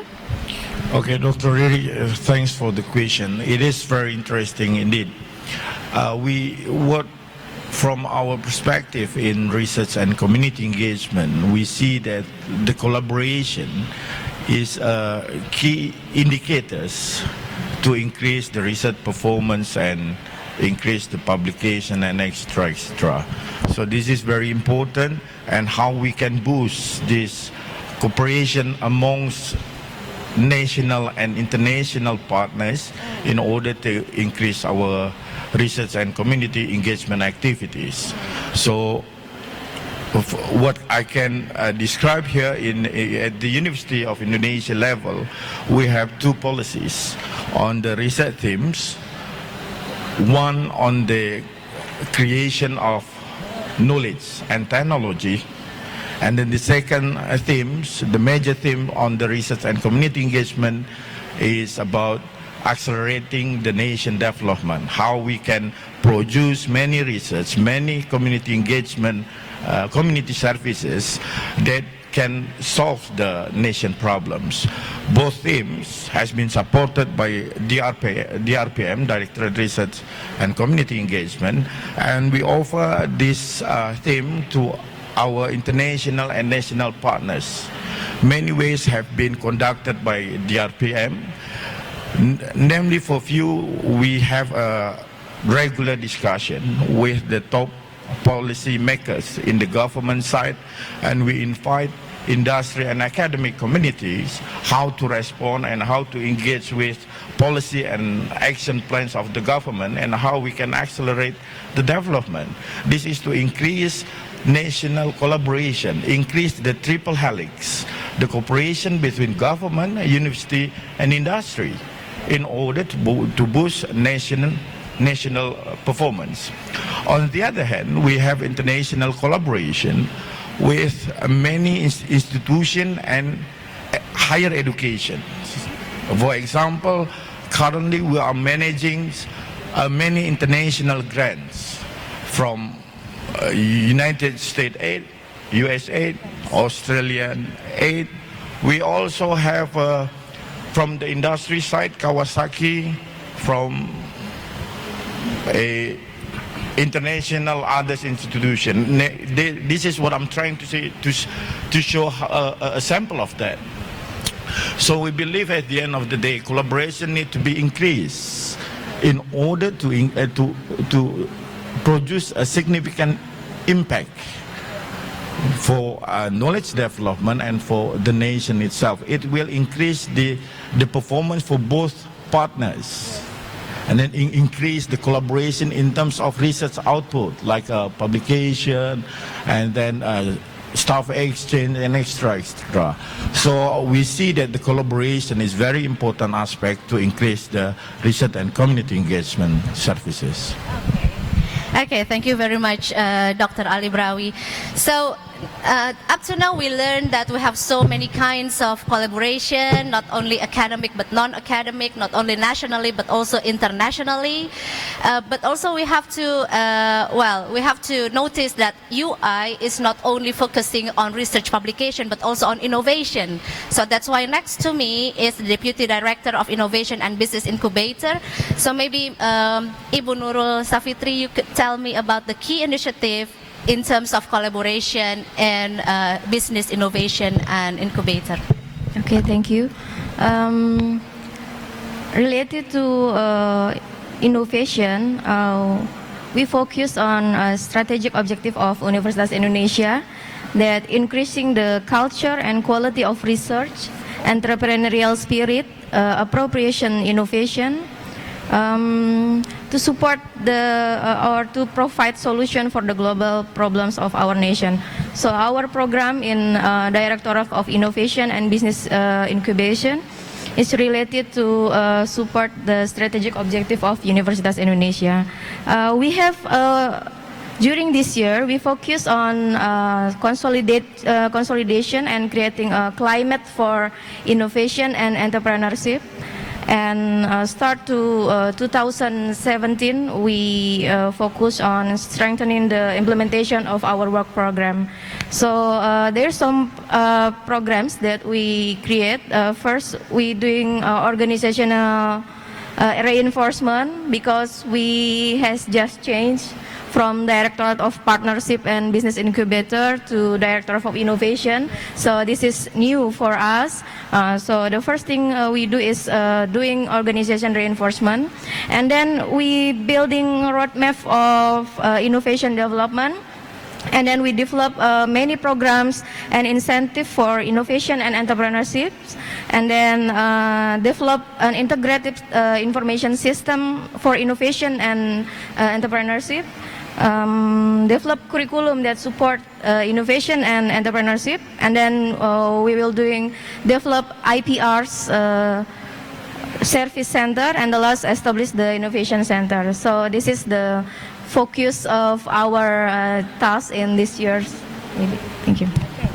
Okay, thank you very much. And I believe that talking about innovation and business incubation, we will need lots of collaboration, particularly with business partners outside Universitas Indonesia. And now we're going to listen from Pak Gatot regarding the collaboration in terms of learning resources that we need in Universitas Indonesia. Maybe you could tell me what kind of key initiatives that you have prepared, particularly for short term and medium term. Okay, thank you, Bu Riri. I think it's quite different from the one that is already explained by Pak Dodi or Pak Ale, because both of them explain about related about the innovation or the research. Yes. But in my case, the Office for Learning Resources, the main responsibility is to facilitate and to provide e-learning facilities, especially for conducting distant learning and also recently that UI also already developed the MOOCs or massive online open courses. So in this case, Office for Learning Resources try to help the study program if they have a collaboration with the international institution to have like a joint courses or a credit earning program or a dual program. So if they want to do that in a distant learning format, so we try to provide all the with the facilities like a video conference or web-based learning, and also the recent one is we have internet TV. So by providing those facilities, we hope that we can facilitate a study program to have more collaboration with international institutions. Thank you very much. So I conclude that this collaboration, particularly academic collaboration between Universitas Indonesia and other universities, is heavily supported by you, like distance learning and maybe a student exchange where we need to maybe not meet face to face, but maybe kind of IT support for this academic collaboration. Okay, so I would also like to know how this key initiative could strengthen or enhance the collaboration between Universitas Indonesia and the partners. I mean, not about the program, but how this collaboration becomes beneficial for both UI and also the partners. Maybe one of you want to start first, or Pak Gatot, because you have the microphone. Okay, I will try to start first. As you know that one of the key indicators in UI strategic plans, one of them is to try to increase the number of inbound. Yes. So in that case, I think by maybe give more access for international students using like an online program or face-to-face program, by have a collaboration like a dual degree or something like that. I think we can try to achieve those indicators. And besides that, by having more collaboration with international institutions, I think the UI image, I think, will be better, and then we can achieve a better ranking, I think, international ranking, like in Webometrics or in QS, higher education ranking. Okay, so how about if we look at from the partner's perspective? I mean, by giving this kind of support for the UI students or other university students, what are the benefits that the partners maybe could gain from this kind of collaboration and support? Yeah, I believe that a lot of study program, they have their own excellence. So I think some subject, I think, will be interesting for the international students, like in maybe medical science and also like the indigenous studies. So by offering those subjects to international students, I think we can not only disseminate knowledge, but also we can attract more students to UI. Okay. Okay, thanks a lot. How about from Directorate of Research? How do you think this kind of collaboration could be beneficial for both parties? Yeah, thank you, Dr. Riri. Yeah, this is the first, what we call it, the first condition to make a collaboration works. This would be beneficiary for both partners. In this case, let me put into perspective. UI has a strong points in many factors in Indonesia. For example, first from the human resources. I mean, as a Directorate of Human Resources, you know exactly how many thousands professors and doctors at the University of Indonesia. We have a strong point in that criteria. On the other hand, Indonesia itself, you know, this is a tropical country. We have lots of research resources. For example, you can find many resources to be an alternative renewable energy. And then you have a local wisdom of Indonesian and etc. So this is a good of laboratory experiments. And this is both for the global and science development. So we think by having a mutual collaboration, we can increase both performance from UI and from our partners. And we also, in Directorate of Research and Community Engagement, produce international collaboration research grants that allow our lecturers, our academics, to work with their partners, national and international. So I think both university, international partners can ally with us that we are a good main hubs for university in Indonesia because we have those strength points and extra. I think this is a good to discuss on. Okay, I mean, it's a very convincing answer and also very optimistic answer. But I mean, from the perspective of Universitas Indonesia, I think the benefits is very clear. But usually partners are also asking the same things. What will I get? I mean, in terms of, okay, we can enhance the number of publications, we can enhance the number of grants, but that's for Universitas Indonesia. How about the partners? I mean, as you said that we are very rich in terms of resources, but actually in practice, what kind of benefits that actually we can offer to the partners? It's very interesting, yeah. So, Dr. Riri, as you know, partners has a benefit to create a cooperation by, you know, let me put the perspective first. Countries can be collaborate, can have a close relationship, start with many things, many factors. It goes through economic, through culture, or even through education. And by having this research collaboration means that you bring some of local wisdom in your country to Indonesia and to create research theme, research activities together. In terms of, like I mentioned in my earlier discussion, we are talking on the triangle cooperation. This happened in outside there. So if you work with foreign partners, they can come up with a transfer technology, with exchange knowledge.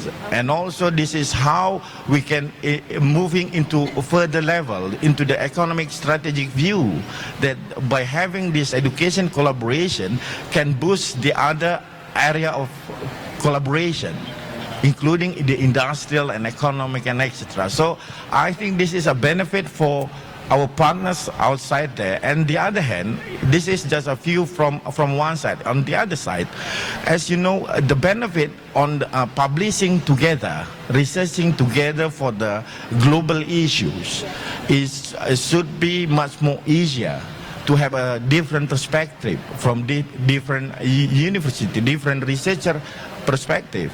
And we are in UI, we have those grants. And if our partners has their own grant, I think together is much more better than yourself, though. Thanks a lot. I mean, because this is always a challenge for us to answer what benefits that we could give to the partners, not only to ourselves. And I think it also complicated for the Director of Partnership, because you talk about 3 different agents, the government, the academic institutions, and also the business entities. So, I mean, if you could like make a brief explanation what kind of benefits that you could tell them by collaborating with Universitas Indonesia. Well, that's a very provocative questions, but it's also important. Yeah, actually, when I discuss with potential partners how to manage and to create beneficial between both sides, what they ask first to us is what kind of benefit that I get, but diplomatically, I just answered that you got very, very high benefits from the collaborations, because when we talk about academic collaborations, then I said to them that you have bright students working in your lab. And you can get so many publications, you got the best result from your research, and your positions in your field is also increased, of course. Secondly, when we discuss about potential of business between universities and others, they said that yeah, I can send some students to your university, but you have also to send some of your students to our university, so it's okay. Then we get a mutual benefit from them. So in terms that when we talk about the government collaboration, which is organized also under my organization, so government bodies should have that if their resources, human resources, can join university like us, like Universitas Indonesia, then when they graduated, then you have a very bright graduates, and you have very best students under our education system. So this is what we talk about when we discuss with potential partners. Of course, we have also under new regulations that we can also make some, like independent body in dealing with business. For example, we can create some company under the management of the university. So under these new regulations, we can expand our business profiles, and also it is also business deals can be easily achieved when we talk B2B, business to business. Then it is much easier, and more benefit will come later on. Yeah. Sure. Okay, thanks a lot. A long explanation. Thank you very much. I hope it makes everything clear. That's a very necessary answer, actually. Thank you very much. But from the units of innovation and business incubator, I would really like to hear what kind of benefits that the business entities could actually gain from Universitas Indonesia. We don't talk about ourselves, but our partners.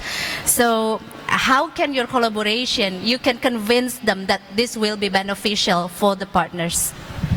Okay, I think Directorate of Innovation and Business Incubator is similar with Mr. Dodi, because we focus on how we can commercialize our product innovative in UI gitu. So when we doing commercialization, we focus on what benefit for UI and what benefit for our partner gitu. So we can negotiating just like what Mr. Dodi mentioned before, and of course our we focus in the DIB, we focus on property right. Yeah. Of course, we protect their property right, and then what about the royalty, percentage of royalty, and then of course we have to make industrial get more profit than UI, I think. Oh, okay. Wow. Yeah, because it's better than we let our research only research report or research paper. Yes. Okay, so well, actually, we would like to hear convincing answers. I think all of the speakers have tried to give convincing answers too. And now I'd like to move to the next issue before we open the question and answer session. this is a very typical questions, but we would like to hear the answers. The expectations and the challenges of this collaboration.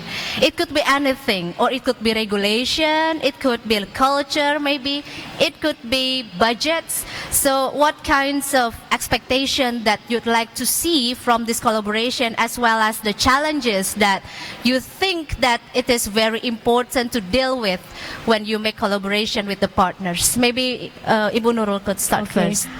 Maybe for our directorate, the first constraint is about regulation, because when we practice to develop one startup company, collaboration with higher education, research and technology ministry, they said we still doesn't have any regulation that how if one company spin off, so what we can get. Okay, so government regulation. Yes, it related about UI regulation, internal UI regulation. Internal UI regulations. Yeah. Oh, okay. Yeah. We have discussed it with Mr. Dodi yesterday, and yesterday. Okay. Yeah, and I think it's the most important thing that we have to solve it first. Okay. So regulation could be the main challenge to enhance this collaboration. Yes. Okay. So I agree with Mr. Dodi that we have to make new company, spin off with bureaucracy of Universitas Indonesia, so we can move more active. Oh, okay. We have to be more proactive and maybe more aggressive too. Yes. Okay. Okay. And maybe we have to think out of the box. Yes. Yeah. Okay. Pak Dodi, how about the challenges? Maybe don't mention about regulation because we know it's the constraint. But what else that you think it's the main challenge? Well, actually, we have to also to, change ourselves. So not only based on regulations, but also mindset. Okay. So when we talk about university, we can see more about most developed or most advanced universities in the world. They have their own business sectors. They have their own companies. They have their own incubators. They have their own, ownership in many non-academic activities. So regarding this, we have to also nurturing ourselves to be more creative, to be more open to any other field of work or field of collaborations, so that we can improve not only the academic excellence but also in non-academics. So this is the most important one, because when we do the mindset, it's very slow to change actually. But we hope that we can increase that changes, because we have to face that the world is open for anything. If we can offer them more, then we can get more benefits from them. Okay, so changing mindsets is the next challenges. So you said that actually we here in UI have to be more entrepreneurial oriented. Not only academic, but also have courage to take risks. Yes. Business risks, not academic risks. Precisely. Okay. Okay. Thanks a lot. Thank you. Pak Ale, maybe you want to add something in terms of from research. Yes, please. So I would like to say in this situation, Dr. Riri, although University of Indonesia has been ranked as the best university in Indonesia amongst the top world best university in the world, but yet we still need further improvement in terms of the research performance, research output in terms of publication, pattern, and etc. And we are going on the right direction towards this target. So keep calm and carry on. And then the next, in terms of collaboration, we are talking. I don't see any principal challenge in this situation, since I believe Indonesia, in terms of G2G collaboration. They see Indonesia and the B2B perspective. Indonesia is a big market. Yes, it is. Besides big market, Indonesia has a big potential on bonus demographic, population bonus and extra. This is the sources of Indonesia. And I see that the research collaboration can address any issues on this spectrum. Okay. The challenges is how we can appreciate each other. We can build the trust in the cooperation, in this collaboration. By having this trust and a cooperation will be run smoothly, we can publish together instead of having one claim of the data and others. You know, this has happened. And this need to be regulated, and this need to be agreed by both parties, by many parties involved in particular research. So by having this mutual understanding, I believe there's no big deal on the international or national collaboration for research and community engagement. Okay, so when you said about research performance, enhancing or improving the research performance, it's also that you'd like to say that we need to improve the quality of the researchers themselves in University of Indonesia. This is a tricky question, yeah? I mean, the quality of the research in University of Indonesia, in my opinion, is having a very high standard. This is good, international standard. We do have the directorate, have the ISO accreditation and etc. The thing is, the research team itself, divided into two major themes: accelerating the knowledge discoveries and technology development, and the other hand, solving the problem nation. So I believe the quality of the research has been improved to respond the challenges on that days, on that situation. You know, the complexity of the research project goes along the path.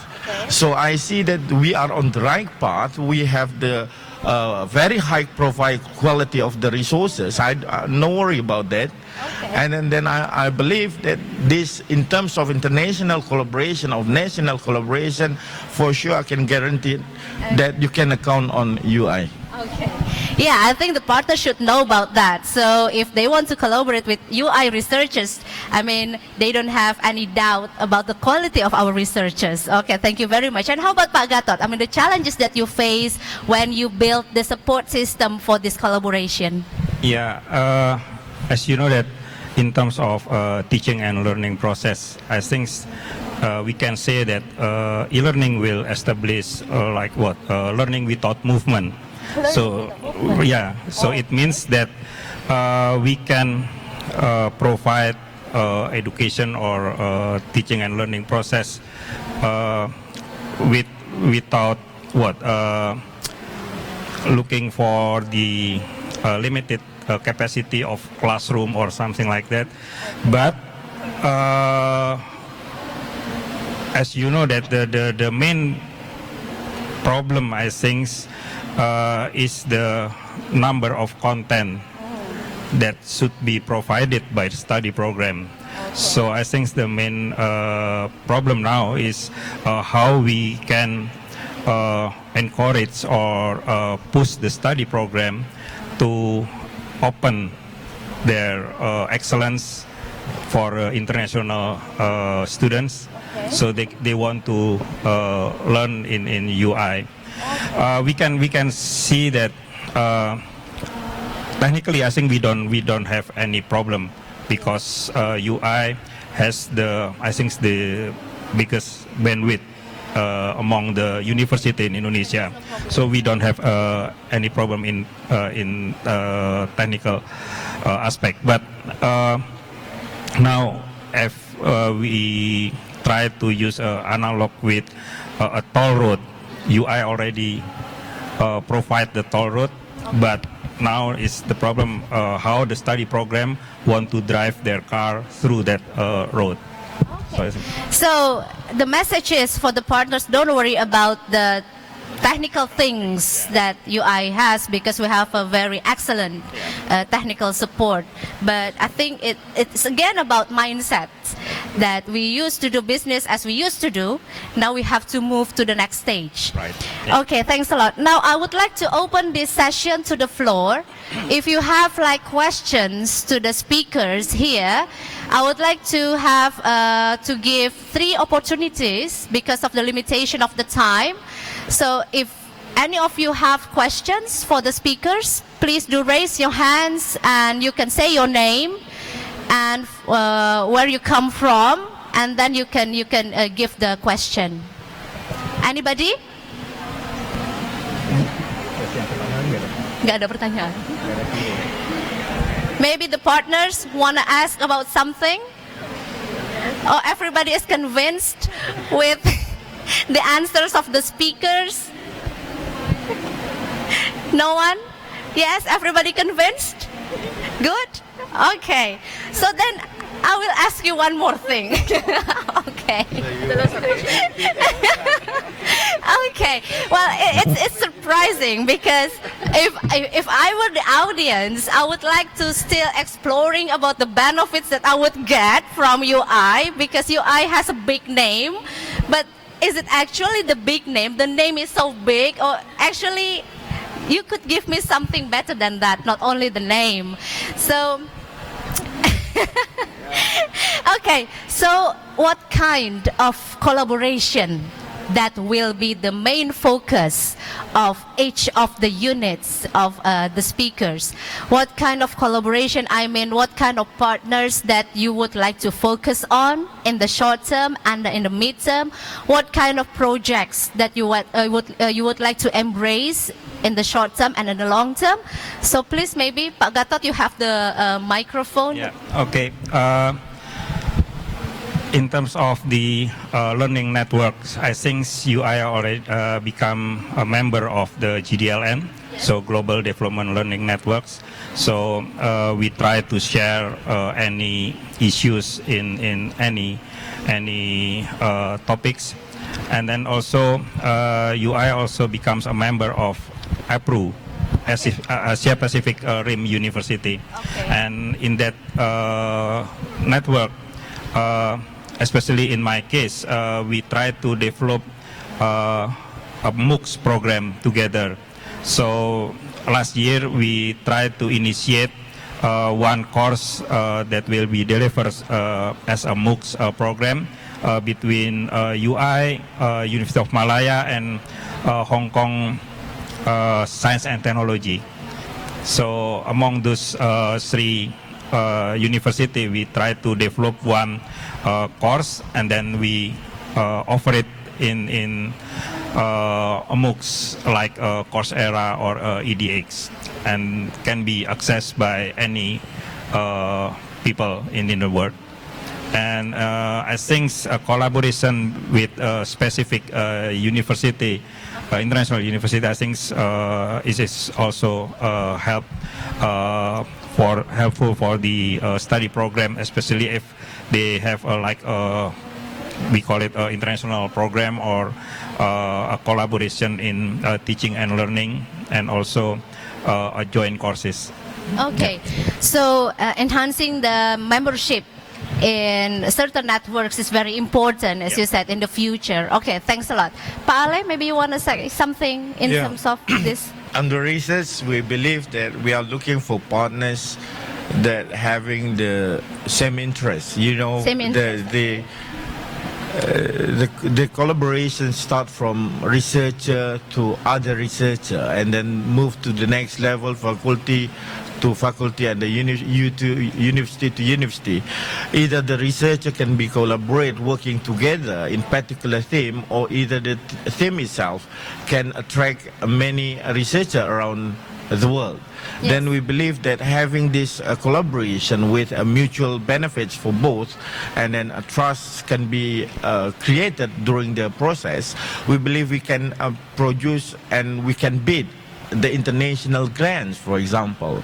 So we believe that our contribution can be equally treated, equally the massive exchange of knowledge and transfer of technology can be conducted. Therefore, we play a significant role in both themes, advanced knowledge and advanced technology, and we are very pleased to work with the other university, the other researchers that need to solve a particular problem in their country too. Okay. So this both can be equally conducted towards this advancement topic, or we are going with this national. So we're not only interested to collaborate with advanced countries, but also maybe developing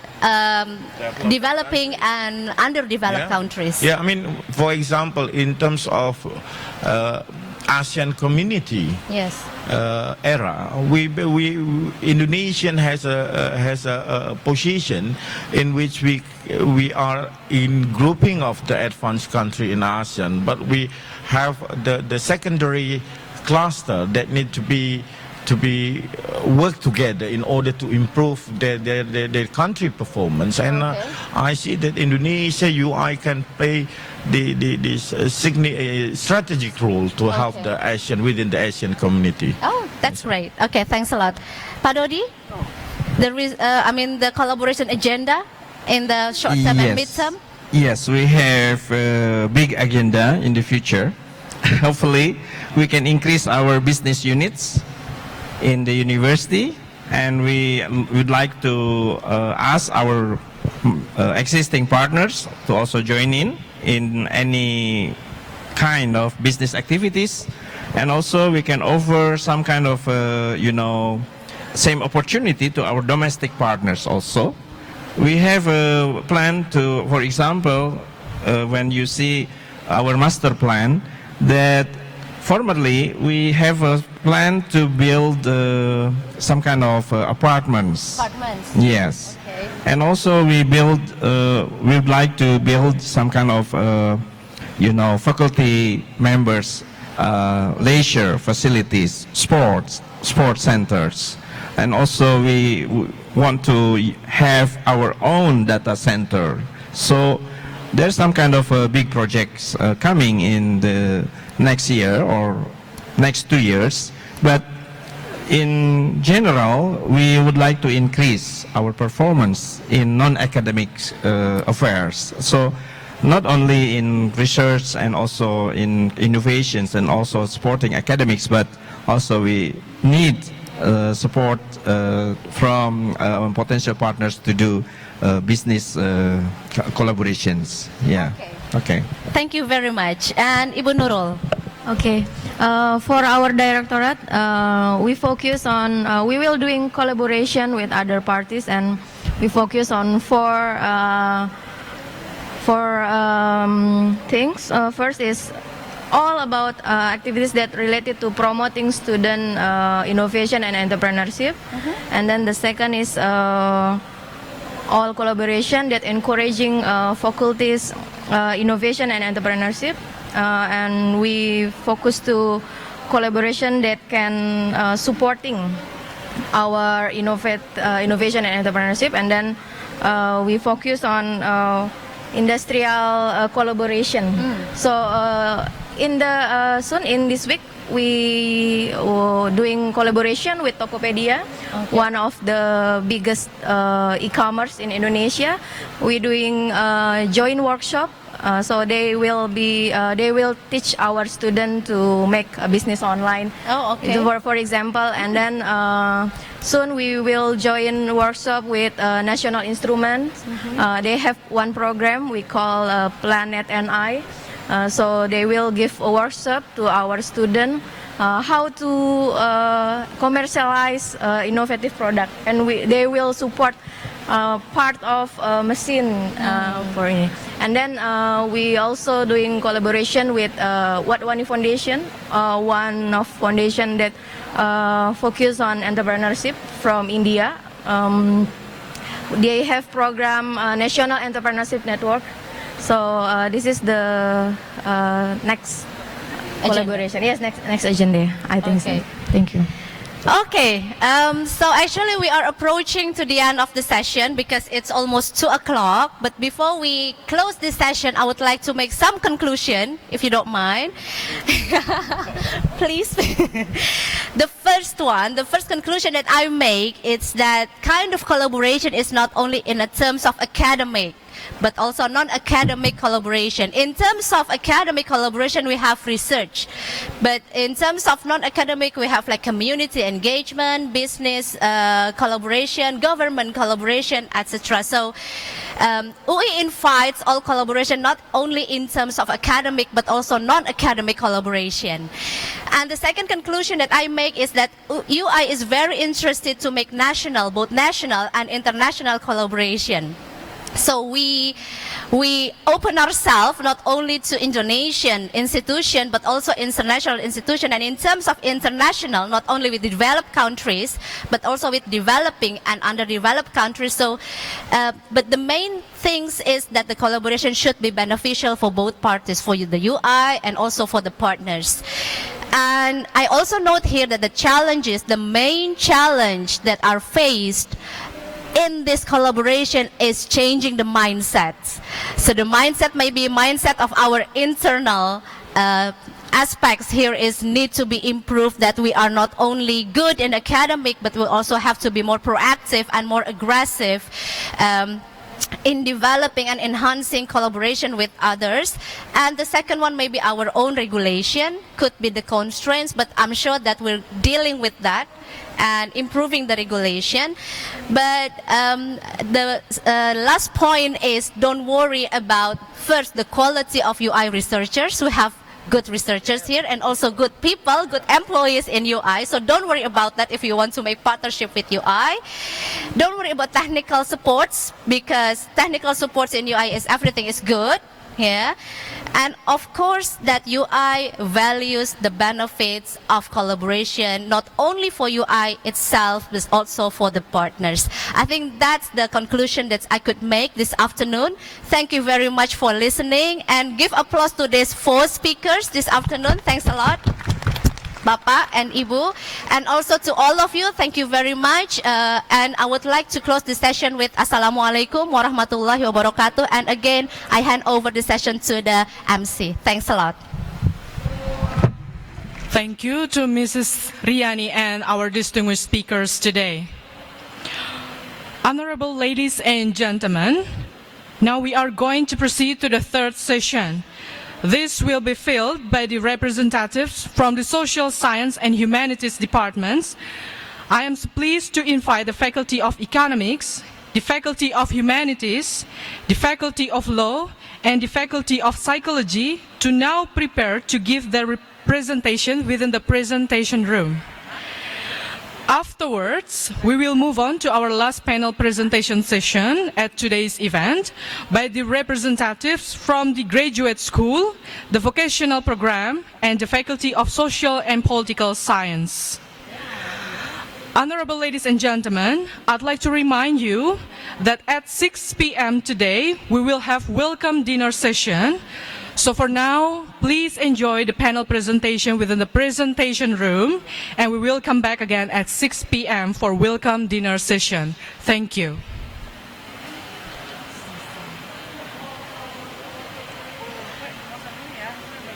To deliver today, I will walk you through the current situation of ASEAN and higher educations. And then I will show you the challenge and opportunities of the higher education in the region, as well as the case of the ASEAN University Network. I hope that my slide will not too small. And for the first part, I do believe that education is the fundamental mechanism that plays a significant role for the ASEAN community building, which support 3 communities. As you know, that ASEAN political security community, ASEAN economic communities, as well as ASEAN socio-cultural communities. Without education, I don't believe that we can achieve the ASEAN integration successfully. So, what is the role of the higher education institutions? I do believe that higher education can play another significant role to enhance and to train the young generation to be the qualified workforce and to help the regional developments, can build the ASEAN to be developed on the concept of the knowledge economy. And do hope that higher education will support all the 3 communities of ASEAN. So let's see, for the ASEAN projection, everyone know, right, the motto of the ASEAN: one vision, one identity, one community. Is that the motto of the ASEAN, that all the ASEAN leaders agree? And let's see what is now. We have more than 6 million inhabitants from 10 ASEAN countries, right? And we produce we are the big economics market in the world, maybe 6 ranks in the world. And let's see, for the ASEAN demography, almost 80% are the workforce that really involved in the education and involved in the higher education. And let's see that it's a bit small, but can see that the last column indicate the population in Indonesia. By 2060, the population of the ASEAN will almost 700 million, and most of them are in Indonesia. Thailand will have the aging society soon. So it means that the population in Thailand will start to shrinking. It's the first country that approached the aging society. So 80%, as I mentioned, around 80% are workforce that can play a very significant role in the economic, social, and ecological building. I quote this graph from the World Bank report that try to categorize the country in based on the income and based on technology developments, and can see that is in the middle is Thailand, Malaysia, Indonesia, and Philippines. 4 of that are in the same group, which is middle income country and middle technology cluster. I hope you can see a bit. And shall we move our group up to high income country and high technology cluster? I put the question mark. It's the role of the university. How we gonna put the policy to train our young generation that equipped with all the knowledge, skill, and other soft skill, and then they can work together and bring the regions, bring the country up to that level. This is just the data from the World Economic Forum, and show the education expense that government support the education. The top 3 is Thailand, Singapore, and Malaysia. But I'm Thai, I'm from Thailand. I still wonder, the government put a lot of budget for education, but the result is not achieved as we expect. We have to go back to see the policy. And for the only ASEAN, and we see that, okay, Singapore is on the top of the out of the group, but we are grouped together like Malaysia, Brunei, Thailand, Indonesia, Philippines. We are in the same group. Why don't we try to do something together? Because in fact, ASEAN, we already commit ourselves to do together, to work together, and to grow together, right? So when people always ask me, do you know how many university or higher education institution in ASEAN? And this is the latest documents that I can get. Over 7,000 higher education institutions in ASEAN. And the highest in Indonesia.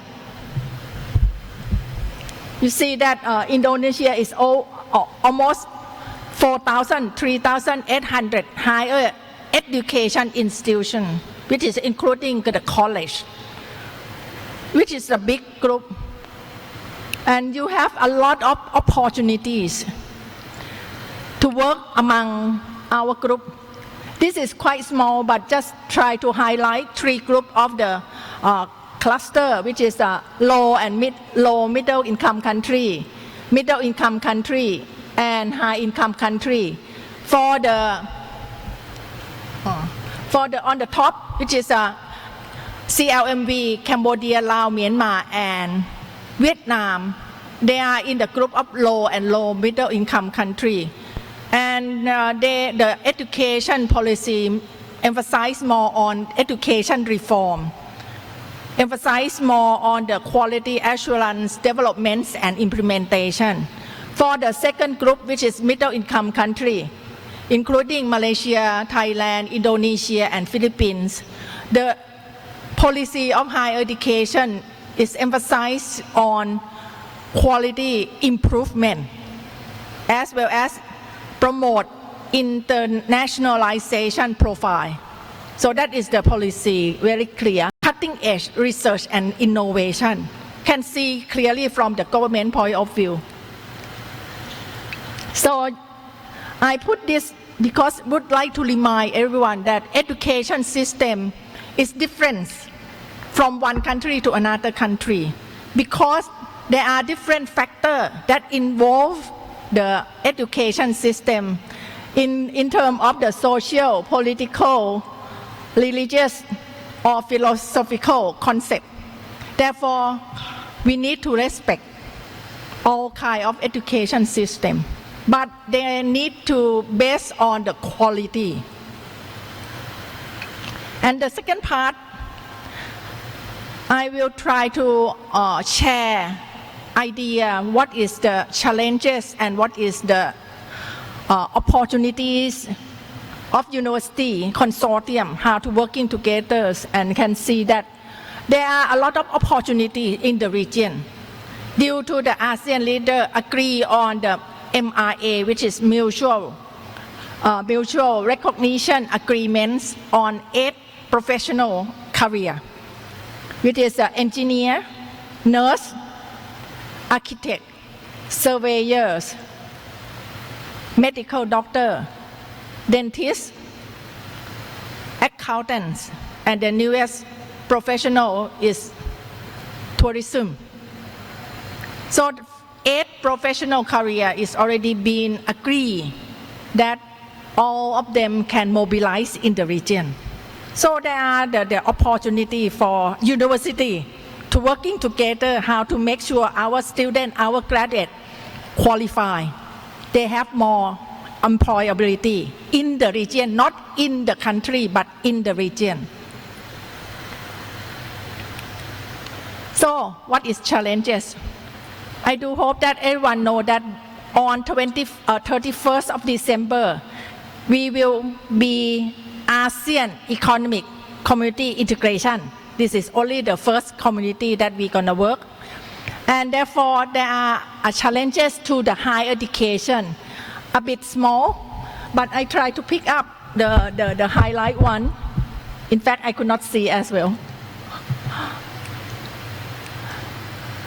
So, for the concept of the effects after ASEAN integration, first, high demand in higher education, because we expect that economic development will increase. Therefore, people more well off. So the children need more university, need more higher education. The second, there are a lot of demand. Therefore, there are a lot of interest for the business to invest for the higher education institution as a private sector. And the most important that I would like to highlight from this slide, which is how we work together in order to sustain our brain in the region, which is make the brain circulation in the region. We can do it by working together as a network, as a consortium of the university, and we share the brain together. That is the way that we can do and we can success.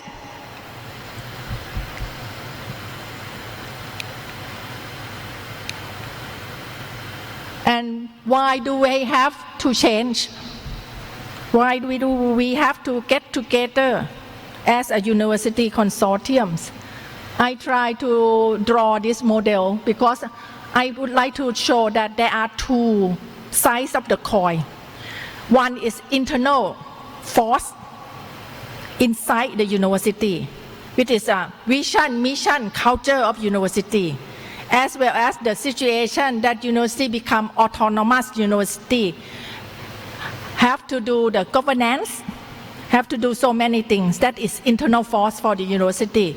At the same time, there are the external force, which is in terms of value and belief from the outside, in terms of resource support, as well as in terms of expectation from the stakeholder, not from the society, but parents, alumni, employers, governments.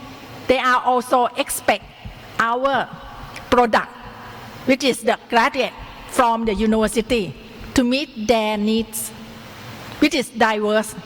So therefore, this is the pressure, we can call pressure, from inside and from outside. So the university leader must be prepared how to cope with those external pressure as well as the external pressure. And I do propose that if we look at the future trend for the higher education, there are 4 factors that can mention. The first one, some university might think about massification, absorb more students into the system, into the university. That is massification. Another opposite side, which is relation with the massification, is quality or excellence, right? And another factor, the third one, is relevance or localization versus globalization or internationalization. There are 4 factors that put on 4 dimensions on the slide, and can see that how the university leader can put the policy of the university on this model. It's up to the factor, internal factor, external factor, right? But by the end, you have to do some things for the future trend. If you want to be in absorb or serve the demand, high demand of students, maybe you go for massification. But for the quality or excellence, maybe reduce that part. In the same things, if you go for relevance or localization, maybe you have less interest in globalization. So therefore, how to take balance of 4 factors, which is a challenges in the higher education, where you put it. So I ask, why will university leaders have to put the policy on this model? So that is the question. I leave the question to the university leaders. And for the case study of AUN, I would like to show that AUN stands for ASEAN University Network. This network initiated by ASEAN leader. Therefore, we have the political mandate that put to the university member what we have to do. And this network already ratified, already have our own charter and agreement signed by Minister of higher education, as well as the rector, president, and vice chancellor of the member university. And the role of AUN become very visible after ASEAN Charter was ratified in 2008, which is the small green book that is, AUN is under that in the Annex 1, as a sectoral ministerial body for higher education cooperation.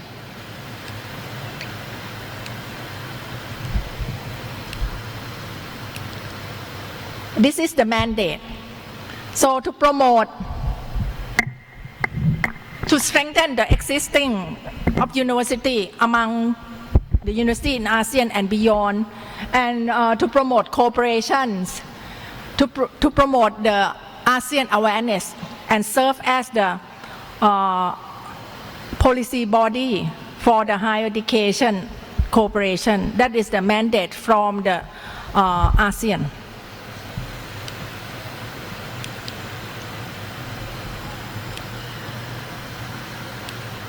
How many members?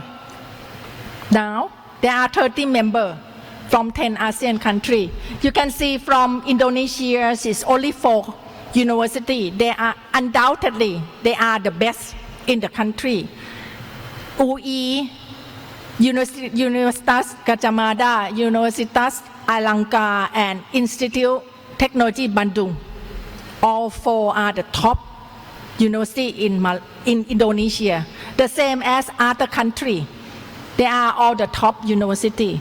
That they work together not for individual benefit but for regional benefit.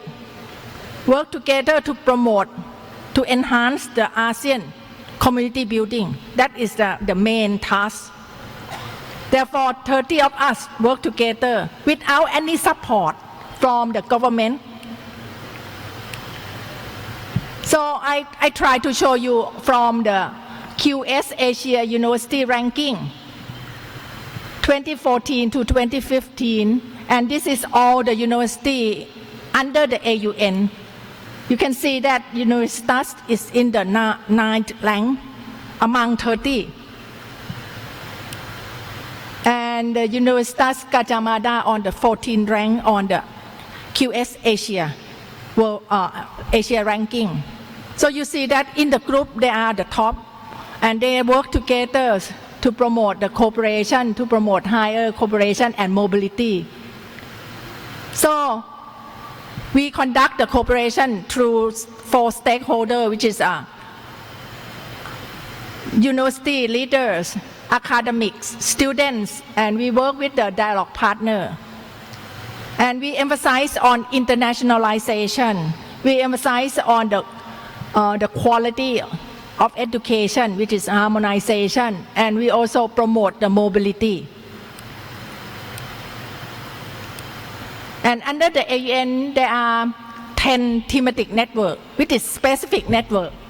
Now we have 10. In the past, we have only 5, and it's increased every year because the member university would like to contribute more to the ASEAN integration. And particularly, Universitas Indonesia support the AUN ACTS, which is ASEAN Credit Transfer System, which is promote the mobility in ASEAN. And this is another flagship project with AUN work together, which is the AUN Quality Assurance System, which is only one regional quality assurance system in the region. And we start to implement it in 2000.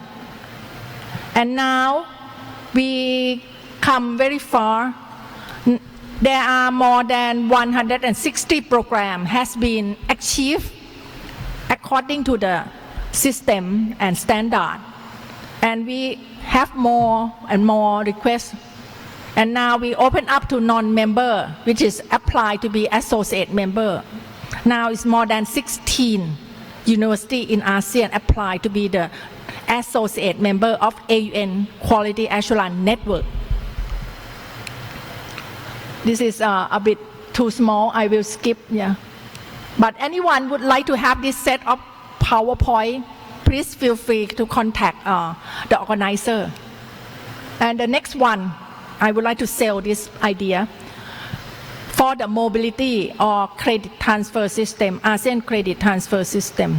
In fact, this system we learned from European credit transfer system, but we modify to match with our purpose. What is the purpose of the ACTS? We aim for 3 E's. Why? Because we would like to put up the new paradigm shift of mobility. We emphasize on 3 E. The first E, enhancement purpose. We want to enrichment purpose. All the mobility we aim for enrichment. Enhancement of student soft skill. We believe that if we send students abroad, they will get out from the comfort zone at home. They will learn something new. And that process will let them build up the soft skill. And the third E, exposures of international experience. This is the new way of thinking about mobility. I took 2 years to convince the Vice President for Academic Affairs of the member university to agree. I asked that if you spend your money to send your student abroad and you don't trust your partner that your partner university will deliver the same content of the subject, and when the student come back, you check them every single topic. Some university assign the new exam, re-exam for the student in order to gain the credit back home. I said, why you send them to learn something that you offer? Why don't you send them to go abroad to learn something that you don't have it? Let them learn something new. And that is the good opportunities for students to develop themselves, to learn something out of the core content. So that is the way that we work together for ACTS. And what the student will gain, they gain the credit earning. They will get the intellectual exchange with the friends, and they can networking with the ASEAN friends. That is benefit to the student from the investment that we work together through the ACTS, particularly the ACTS Secretariat that hosted by Universitas Indonesia. Work very hard to help our students to achieve and to gain the credit back home. And most importantly for the mobility like this, it needs to base on quality assurance and trust building. If you don't trust your partner, don't try to exchange the student, because you cause so many difficulty for the student when they come home. So I will skip this one. Is all the detail that can access from the internet or from the website of the ACTS Secretariat. Yes, Sam. So with the belief of the quality, mobility, and qualification, 3 of them will interconnected together and can ensure that we can deliver the quality education.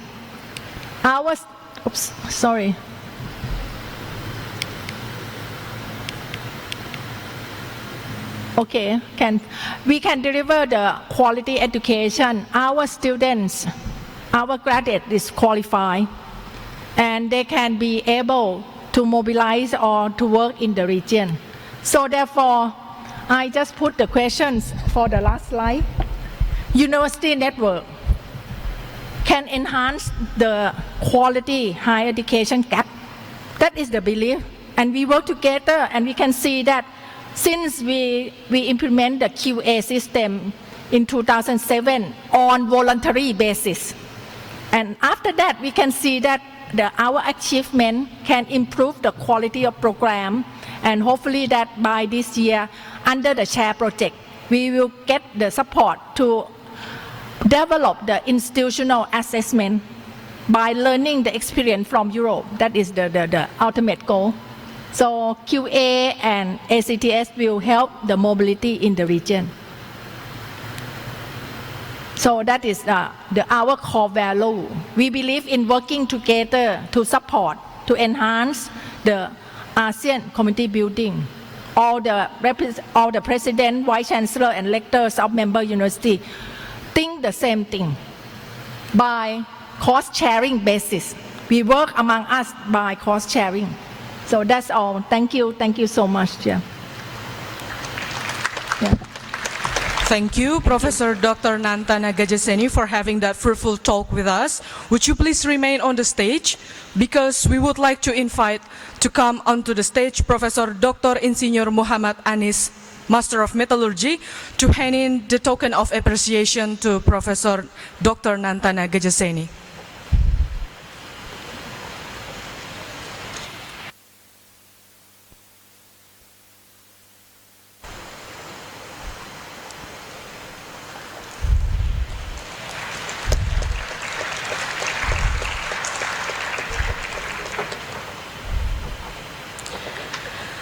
Honorable ladies and gentlemen, now we are going to move on to our last talk session on the EU Share program. I'd like to cordially invite the Share team leader, Mr. Dr. Stefan Hell, to come onto the stage and begin the discussion on the EU Share program, a form of EU support to higher education in the Asian region.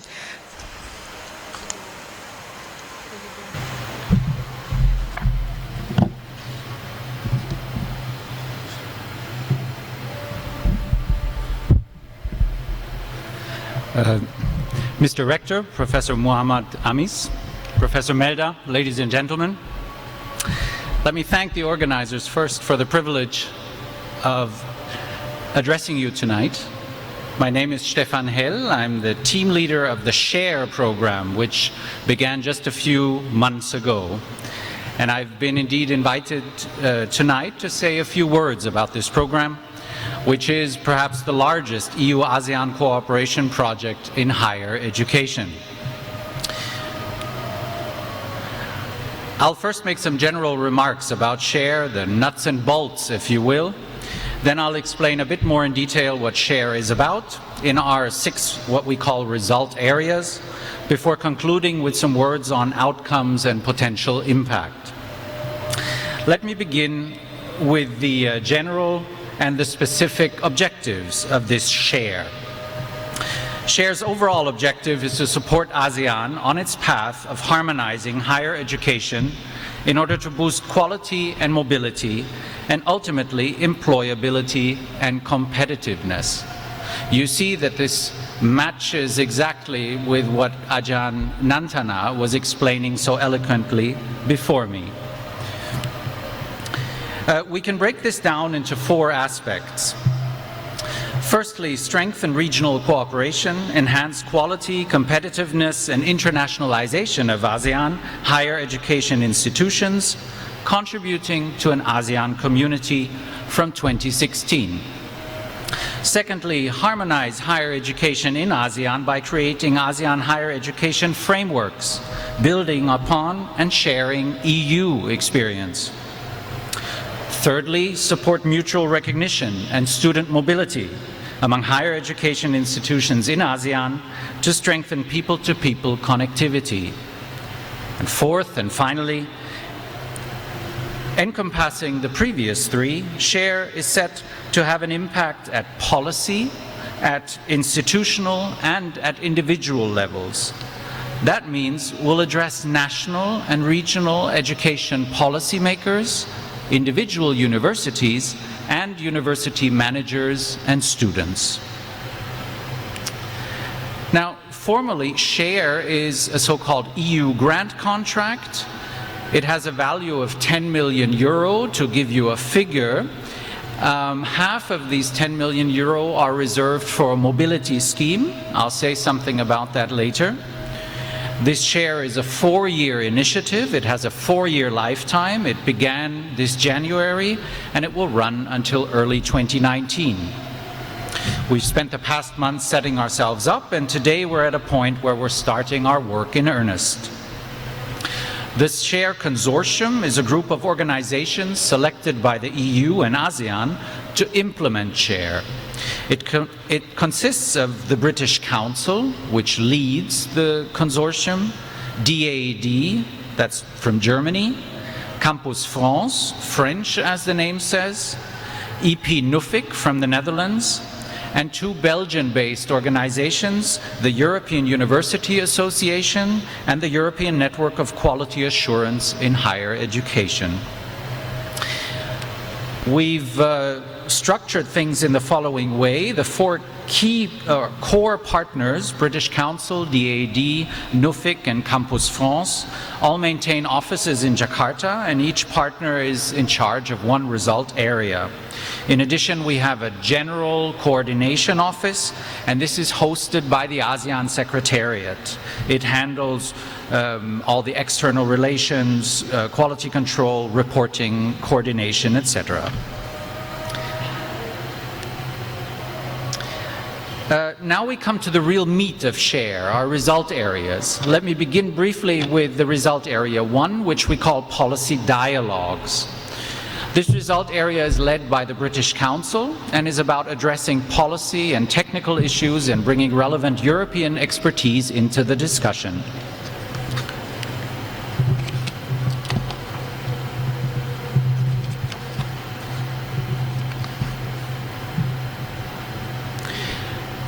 A quick rundown just to give you a glimpse of the activities that we are doing in this result area. We had a first policy dialogue 2 weeks ago here in Jakarta, which was about comprehensive mapping of regional higher education initiatives and structures, as well as of dialogue partners, or you could say donor organizations in Southeast Asia. It was about informing and shaping future SHARE activities with ASEAN stakeholders and beneficiaries. We had research teams conducting studies on qualifications frameworks, on quality assurance, and on degree structures in ASEAN, and they presented drafts of these studies. We tried to assess the needs of the so-called CLMV countries. CLMV stands for Cambodia, Laos, Myanmar, and Vietnam, and began designing targeted support for these countries. Our target groups for this event and also for future events, generally speaking, are the ASEAN as broken down into the ASEAN Secretariat, the ASEAN policymakers, the senior officials, the ministries of higher education or education of the 10 member countries, very much AUN, also CMEO RIHED, ACAN, other donors, dialogue partners, and selected individual universities. By way of an outlook, we are planning in February to hold our next policy dialogue, hopefully in close cooperation with AUN in Bangkok.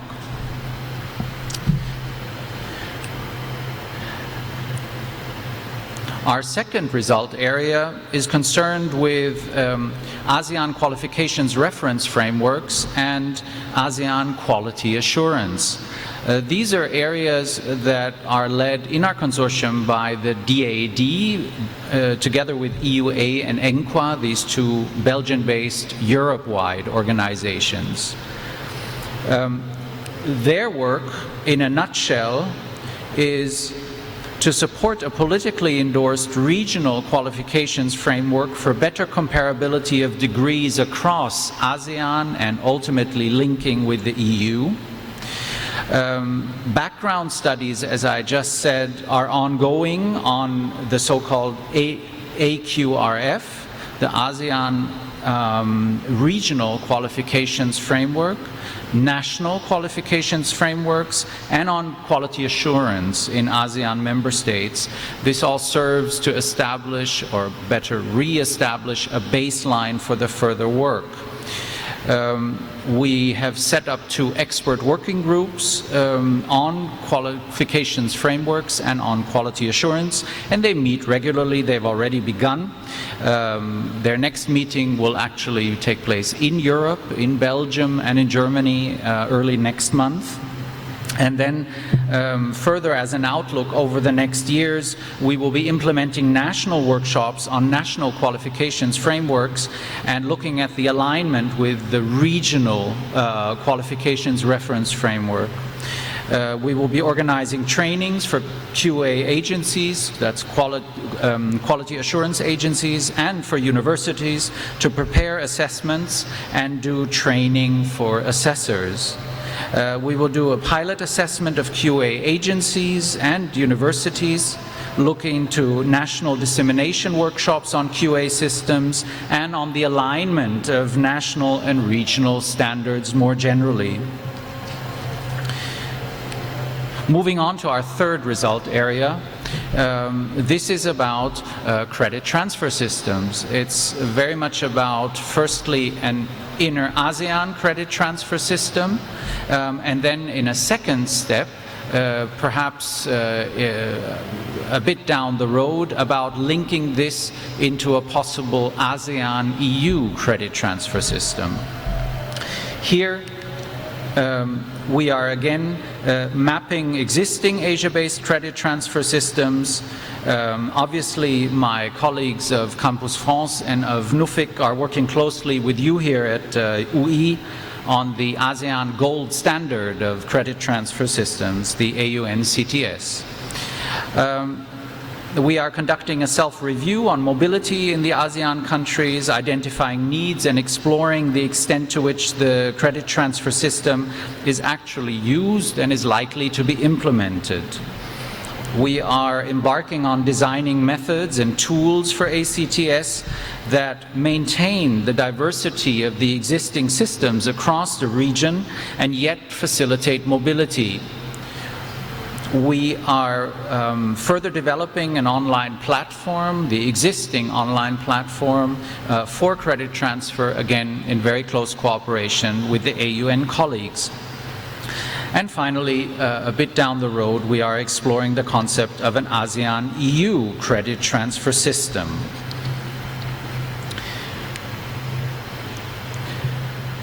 In our final result area, which we call 3C, we focus on putting this credit transfer system to the test with through a mobility scheme with scholarships.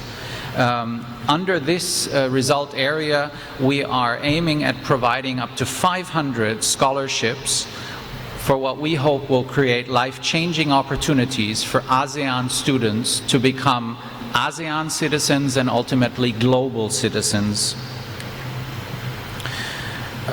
Again, in order to give you a glimpse of the activities here, we are currently in the process of establishing short lists of higher education institutions and study programs and trying to establish, together with the ASEAN partners, eligibility criteria. We will then try to pilot the ACTS and the ASEAN-EU CTS through short-term exchange of students with scholarships. We are planning to reserve 400 scholarships for inner ASEAN mobility and then to keep about 100 scholarships in reserve for mobility between ASEAN and the EU. We believe that this is quite remarkable that the EU, as a dialogue partner of ASEAN, is providing significant funding to stimulate inner ASEAN mobility, and it reflects the EU's conviction of the importance of such student mobility for the building of a region. This is an experience that we in the EU have made for a number of decades now with the Erasmus program and many other comparable programs. By developing this, we will look for the best possible linkage with the existing mobility schemes in ASEAN. We will again be working with AUN, with CIMEO.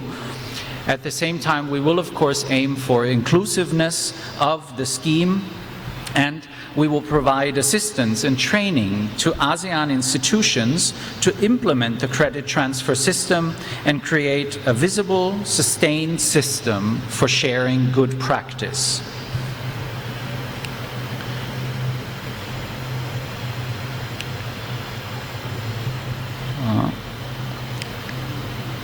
There we go. By way of closing, let me say a few words about what we hope to achieve in terms of our outcomes, impact of this SHARE program. In 3 to 4 years from now, we hope that we will see increased and enhanced mobility for university students across ASEAN, boosting skills and employability through improved harmonization of qualification frameworks, quality assurance, and indeed credit transfer systems.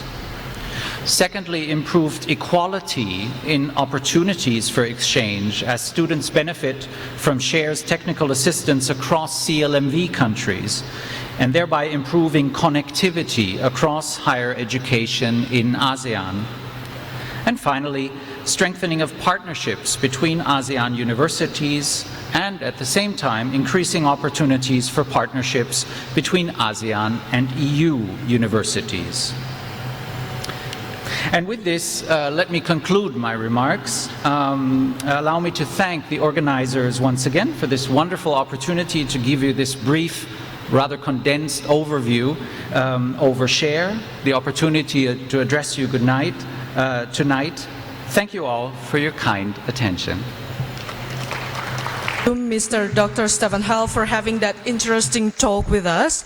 Would you please remain on the stage?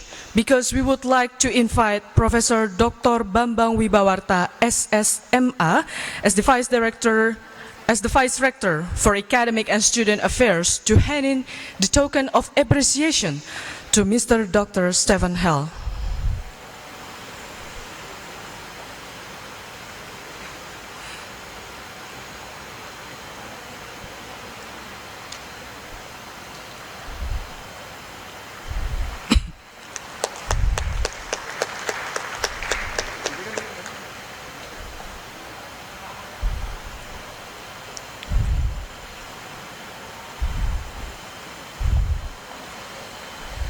Honorable ladies and gentlemen, please give them a big round of applause.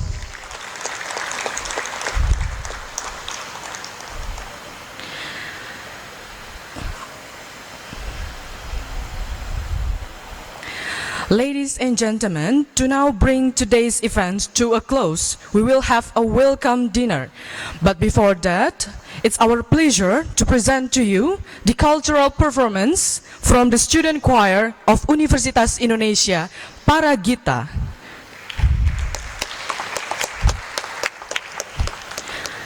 Para Gita will now be performing a medley of Indonesian folk songs, followed by Soleram, Siksik Si Batu Manikam, and Rayuan Pulau Kelapa.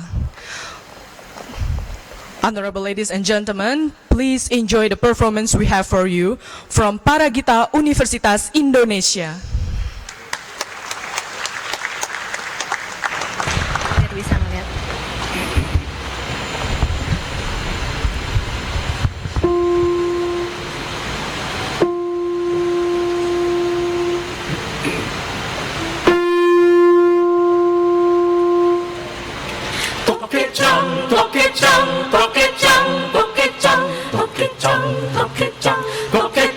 Tokecang, maling pandil toslong, angin kacang, sabari perut kosong. Tokecang, maling pandil toslong, angin kacang, sabari perut kosong.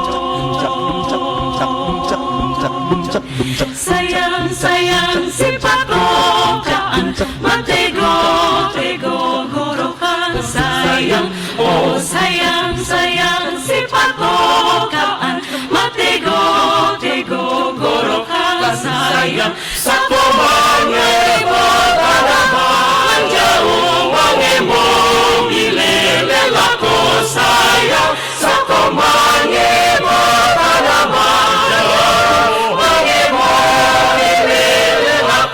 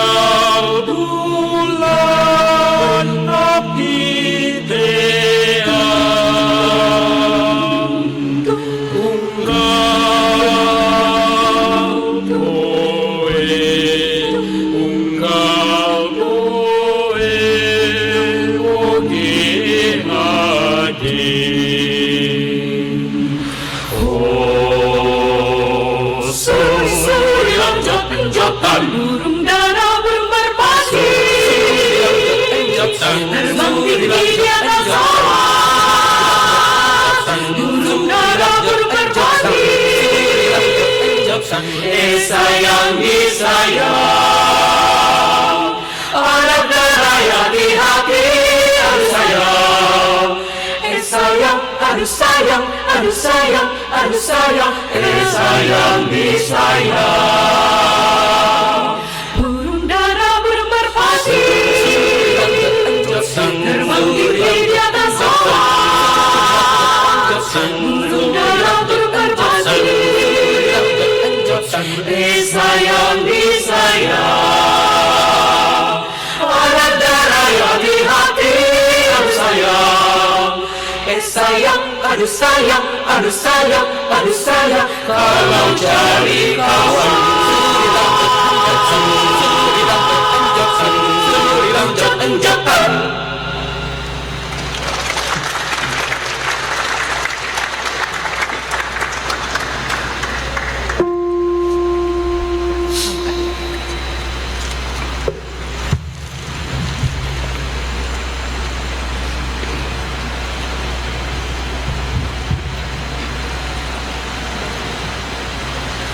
Solera, solera, solera.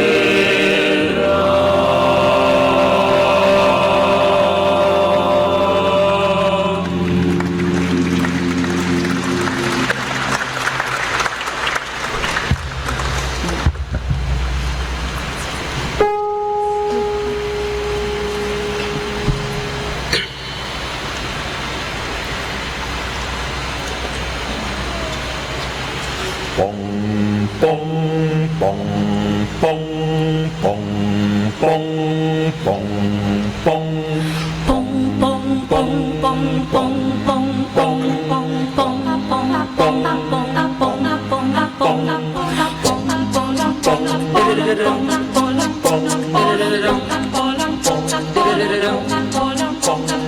Siksi batu manikam, siksi batu manikam,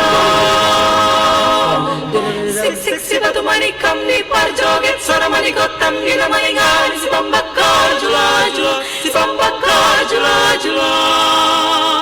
Siksi batu manikam di parjoget suara manikotam di namaingan si pembakar jula jula, si pembakar jula jula. Habang birik sa tabi lolo dipatangkas dipatilik-tilik babiraura pono siksik si batu manikam di parjoget sana manikotam di namaingan si pembakar jula-jula si pembakar jula-jula Sik si batu manikam di parjoget sana manikotam di namaingan si pembakar jula-jula si pembakar jula-jula Dang tutu si hupi dang tutu si hupi yang bersoman suga-suga Dang tutu nauli yang bersoling gambaroha Pong pong pong pong pong pong pong pong Sik si batu manikam Sik si batu manikam Sik si batu manikam di parjoget suara manikotam di namaingan si pembakar jula-jula si pembakar jula-jula Sik si batu manikam di parjoget suara manikotam di namaingan si pembakar jula-jula si pembakar jula-jula Sik si batu manikam di parjoget suara manikotam di namaingan si pembakar jula-jula si pembakar jula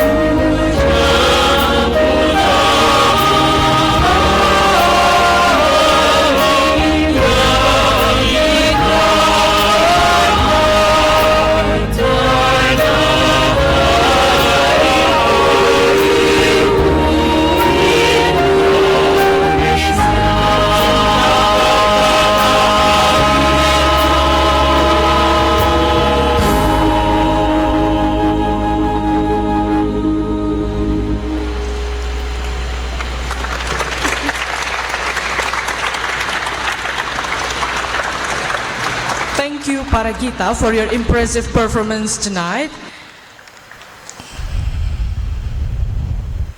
Honorable ladies and gentlemen, now we would like to invite you to take your dinner that are already served, and we would also like to inform you that during the dinner you will be entertained by the Students Dance League of Universitas Indonesia, Liga Tari.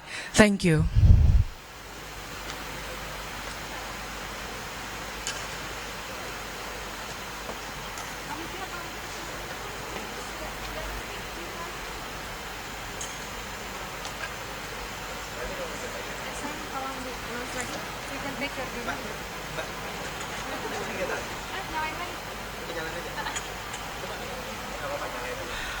Honorable ladies and gentlemen, we would like to invite you to take your dinner that are already served. Thank you.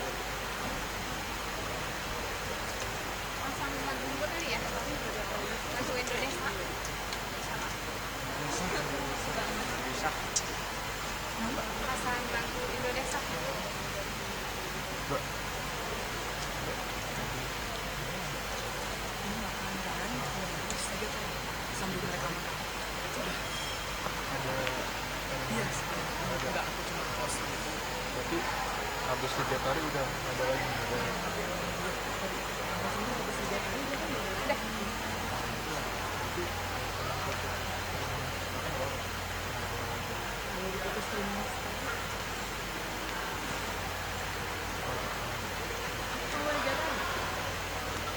Nah, soalnya berarti kosongnya lama enggak? Iya.